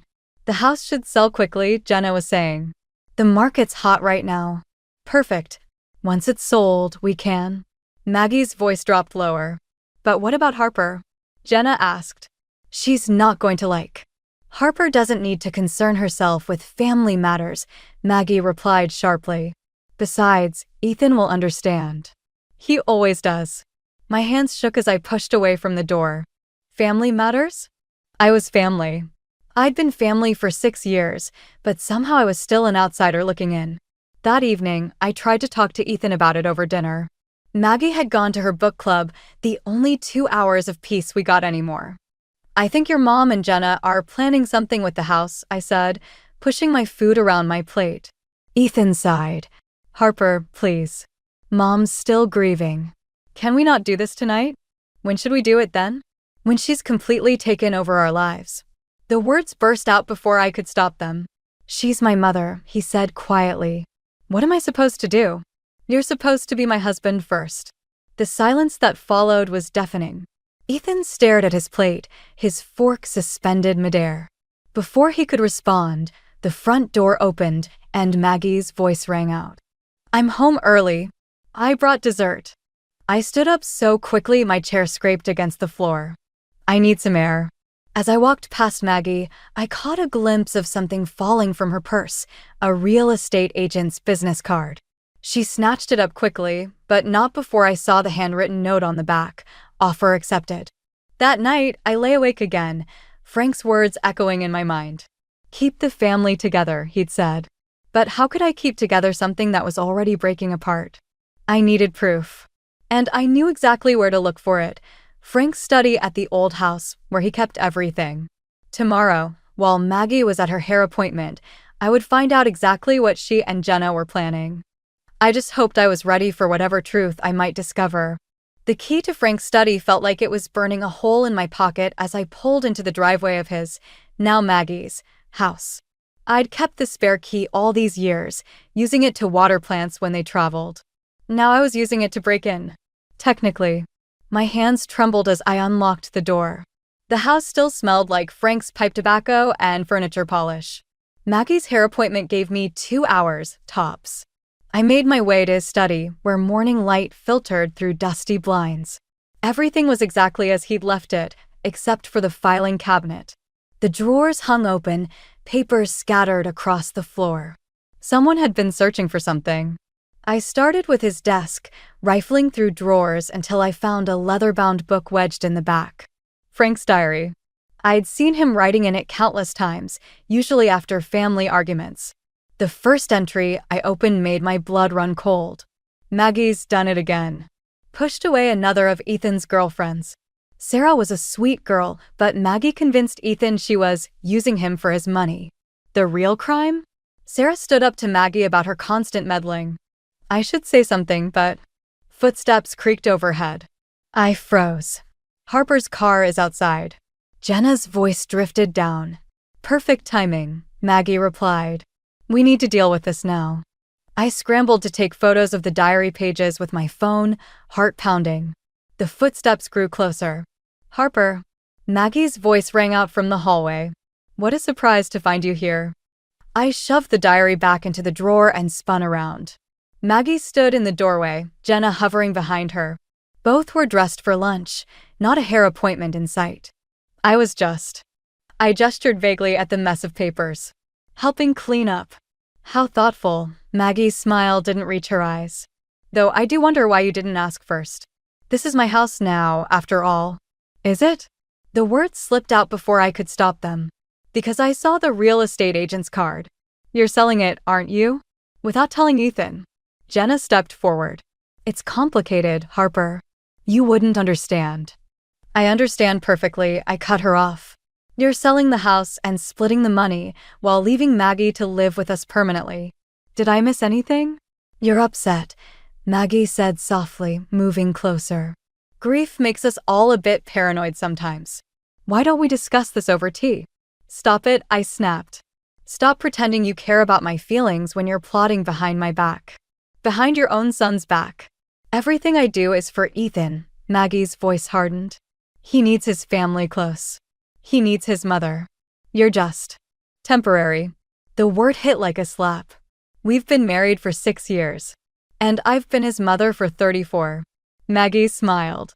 Who do you think he'll choose when he finds out you've been sneaking around, going through his dead father's things? My phone felt heavy in my pocket, the diary photos my only proof. But Maggie was right. Ethan would hate that I'd come here without telling him. You can't manipulate people forever, I said, trying to keep my voice steady. Frank saw right through you. That's why he warned me. Warned you. Maggie's eyes narrowed. What are you talking about? I'd said too much. Nothing. I should go. Show me, Maggie demanded, blocking the doorway. Show me what Frank gave you. Mom, Jenna touched her arm. Maybe we should. Stay out of this. Maggie snapped. Well, Harper? What did my husband say about me? I pushed past them both, nearly running for the front door. Behind me, Maggie called out, You can't protect him from me, Harper. Ethan will always choose his family. I am his family. I shouted back, but the only response was the sound of my own footsteps on the porch steps. In my car, hands shaking on the steering wheel, I pulled out my phone. The diary photos were there, along with Frank's letter at home. Proof of everything. But Maggie was right about one thing. Who would Ethan believe? His grieving mother or his paranoid wife? I started the car, Frank's words echoing in my head. Watch over them both. I just hadn't realized how much I'd be risking to do it. I sat in my car outside Mrs. Patterson's house for 20 minutes, clutching my phone with the diary photos, before I finally worked up the courage to go inside. She opened the door before I could knock, concern etched on her face. I saw what happened at the house, she said, ushering me in. That woman's been trouble since the day Frank married her. The familiar scent of coffee and cinnamon filled her kitchen, a stark contrast to the tension suffocating my own home. You knew Frank before Maggie? Mrs. Patterson set 2 mugs on the table. 30 years of watching that family. Frank was a good man who made one bad choice, letting Maggie control everything. My phone buzzed. Ethan, Mom says you broke into the house? We need to talk. Of course she'd beaten me to it. I switched off my phone. Show me what you found, Mrs. Patterson said quietly. I pulled up the diary photos. As she read, her expression darkened. There's more, she said finally. Frank came to see me the day before he died. He was going to change his will. My coffee went cold as she told me everything. How Frank had discovered Maggie's secret account, filled with money she'd been siphoning from their savings for years. How he'd planned to protect Ethan's inheritance. How he died before he could sign the new documents. That's why they're rushing to sell the house, I whispered. Before anyone can look too closely at the finances. The front door chimed. Mrs. Patterson tensed. That'll be Ethan. I called him. You what? He needs to see this, Harper. All of it. Ethan stood in the doorway, looking exhausted. Harper, what's going on? Mom's crying, saying you're trying to turn everyone against her. Sit down, Ethan, Mrs. Patterson commanded. There's something you need to see. I watched his face as he read the diary entries, as Mrs. Patterson explained about the will. The color drained from his cheeks. This can't be right, he muttered. Mom wouldn't. Check the account numbers in Frank's desk, Mrs. Patterson said. If you hurry, you might still find the proof before she destroys it. Ethan's phone rang. Maggie's name flashed on the screen. He stared at it, then declined the call. I need to think, he said, standing abruptly. I can't. I need time. Ethan, I reached for him, but he pulled away. Don't. His voice cracked. Just. Don't. After he left, I slumped in my chair. That went well. Give him time, Mrs. Patterson said. But be careful. Maggie's most dangerous when she's cornered. I drove home slowly, dreading what waited for me. But nothing could have prepared me for what I found. The house was dark except for the kitchen. Maggie sat at the table, Frank's letter, my letter, in her hands. Looking for this? She asked softly. Jenna found it while helping me organize your office. Imagine my surprise. My throat went dry. That's private. Private? She laughed. This letter is a sad old man's paranoid ramblings. Frank was losing his mind at the end, you know. Imagining conspiracies, making wild accusations. He was protecting his family from you. I am his family. She slammed her hand on the table. Everything I've done has been for this family. And you. She stood, letter clutched in her fist. You're trying to destroy us. No, I'm trying to save us. All of us. By turning my son against me? By digging through private papers. Her voice rose. I won't let you take him from me. I won't let you destroy everything I've built. Everything you've stolen, you mean. The words hung between us like smoke. Something shifted in Maggie's eyes, something cold and calculating. You know what your problem is, Harper? You think this is about money. But it's not. She moved closer. It's about power. And you? You have none. She was right. In this moment, with Ethan doubting everything and Frank's letter in her hands, I had nothing. Almost nothing. I pulled out my phone, fingers hovering over the diary photos. One click and I could send them to everyone. Ethan, Jenna, the family lawyer. Maggie's eyes narrowed at the phone. What are you doing? Choosing my family, I said, and pressed send. The family dinner was Maggie's idea. Of course it was. To clear the air, she'd said, as if sending those diary photos hadn't just blown everything wide open. But here we were, seated around our dining room table, the tension thick enough to choke on. Jenna wouldn't meet my eyes. She pushed her food around her plate, shoulders hunched. The diary entries had revealed her role in everything, the secret meetings about the house sale, the planned distribution of Frank's money. This is lovely, Harper, Maggie said, cutting into her chicken with precise movements. Though perhaps a touch overdone. I gripped my fork tighter. Ethan hadn't said a word since arriving home, his eyes fixed on some point between his plate and the wall. Did you check the account numbers? I asked quietly. Maggie's knife scraped against the plate. Harper, dear, This isn't the time. Did you check them, Ethan? He finally looked up. Yes, the word hung in the air like smoke. And? Jenna's voice cracked. The money's gone, Ethan said. All of it. Transferred out 3 days after Dad died. Maggie set down her utensils with a delicate clink. I can explain. Can you explain the other accounts? Ethan's voice was eerily calm. The ones you've been filling for years? With Dad's money. Our money, Maggie corrected. Everything I did was for this family. To protect us. Protect us? I couldn't hold back anymore. You stole from your husband, manipulated your children, and tried to destroy my marriage. How is that protection? You don't understand what it takes to keep a family together, Maggie snapped. Frank was weak.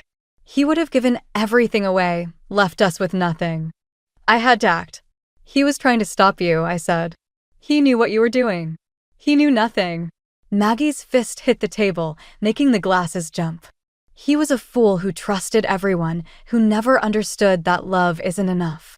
Power keeps families together. Control. Mom, Jenna whispered, stop. No, let her finish, Ethan said. Let's hear how control.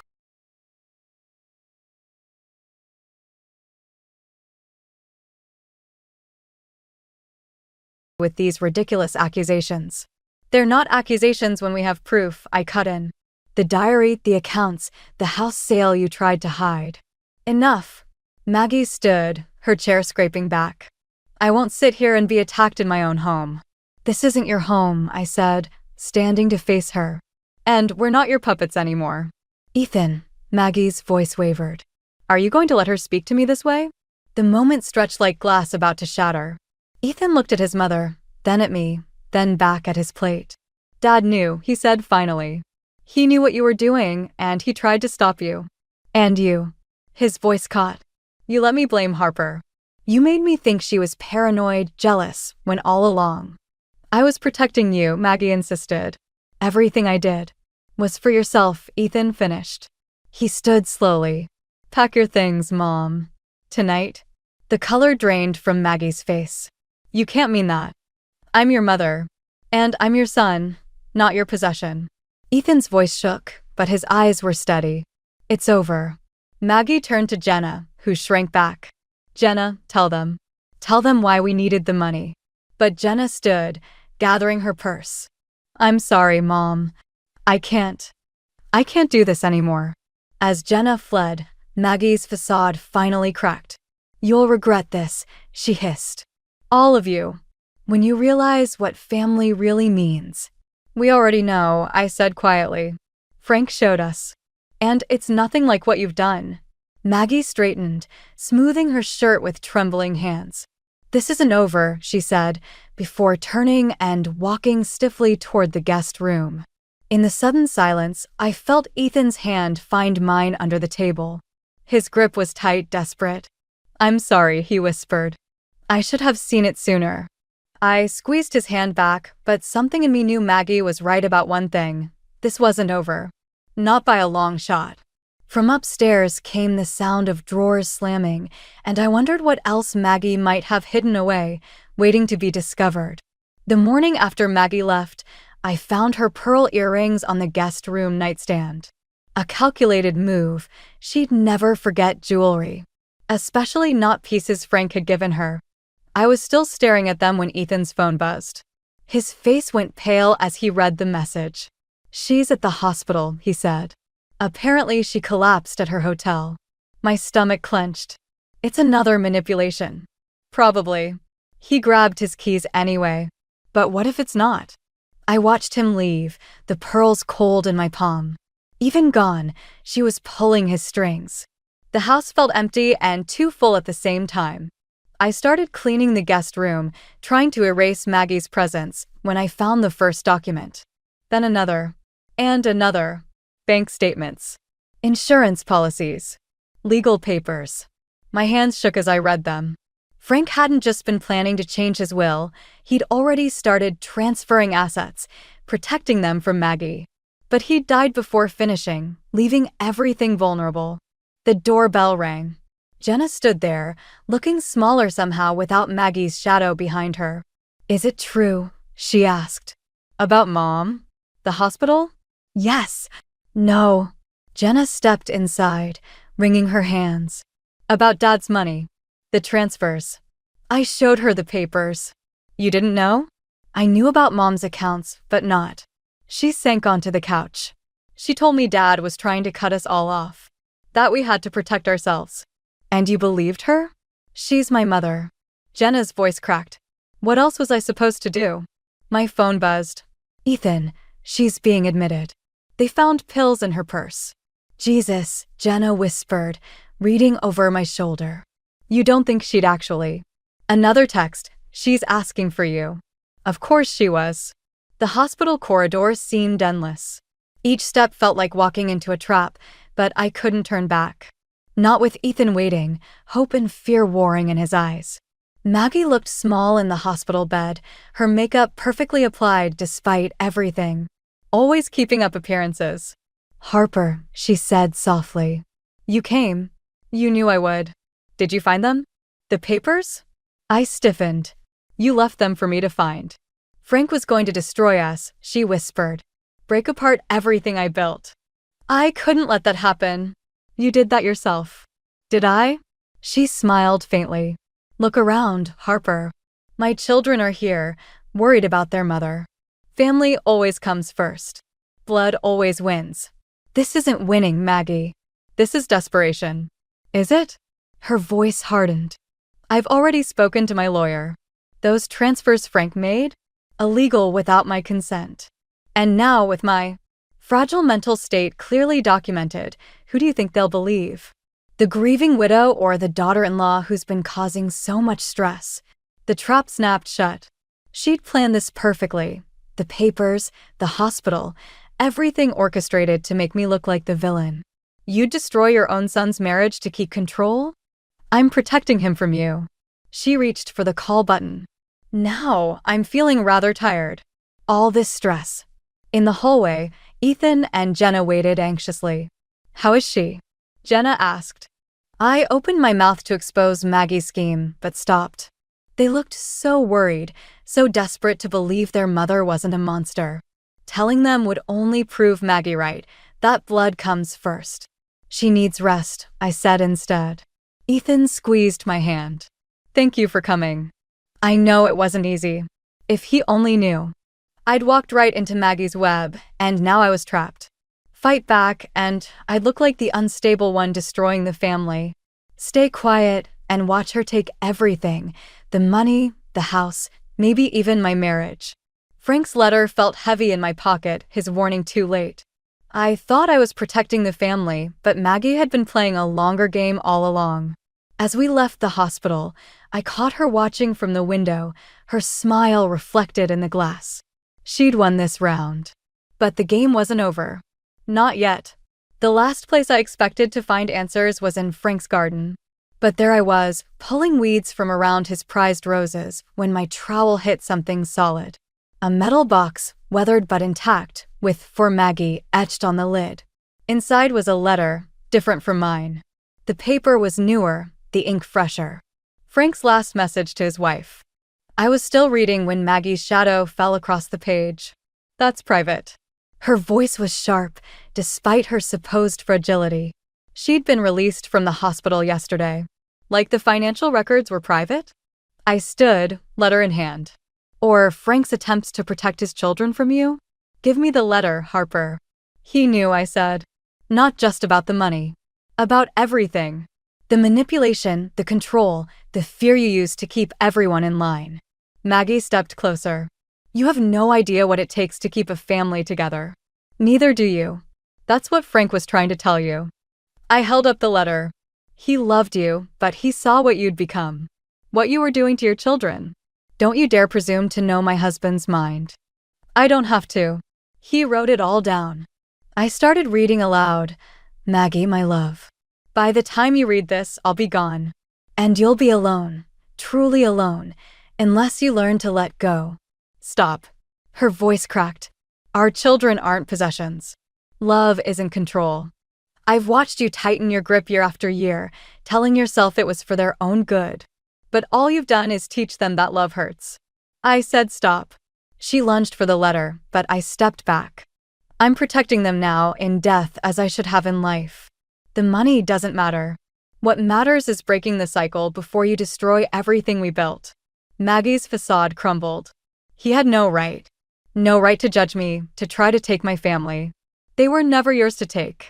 The words exploded out of me. They're people, Maggie. Your children.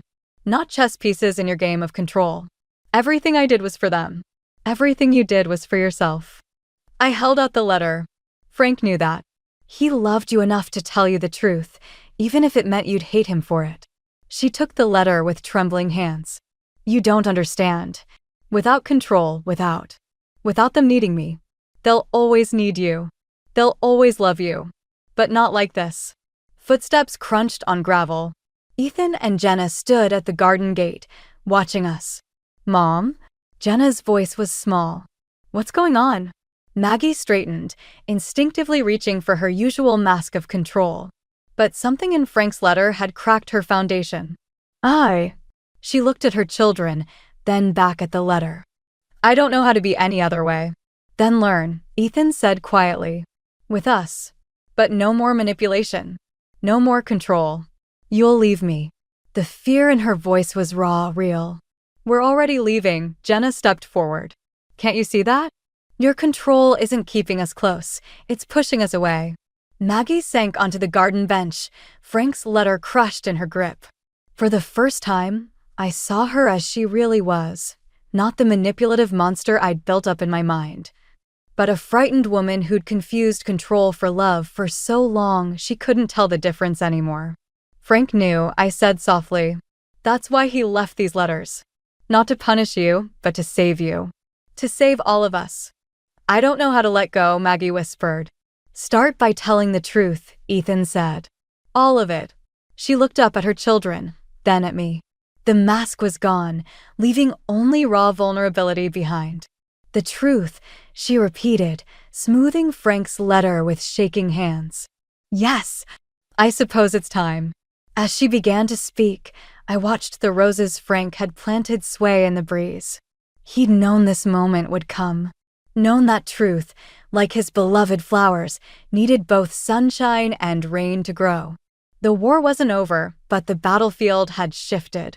And in Frank's garden, surrounded by his legacy of love, we took the first steps toward healing. 6 months after finding Frank's last letter, I stood in his garden again. The roses were blooming despite everything. Maybe because of everything. Maggie's therapy sessions had become weekly rituals, followed by careful conversations over coffee.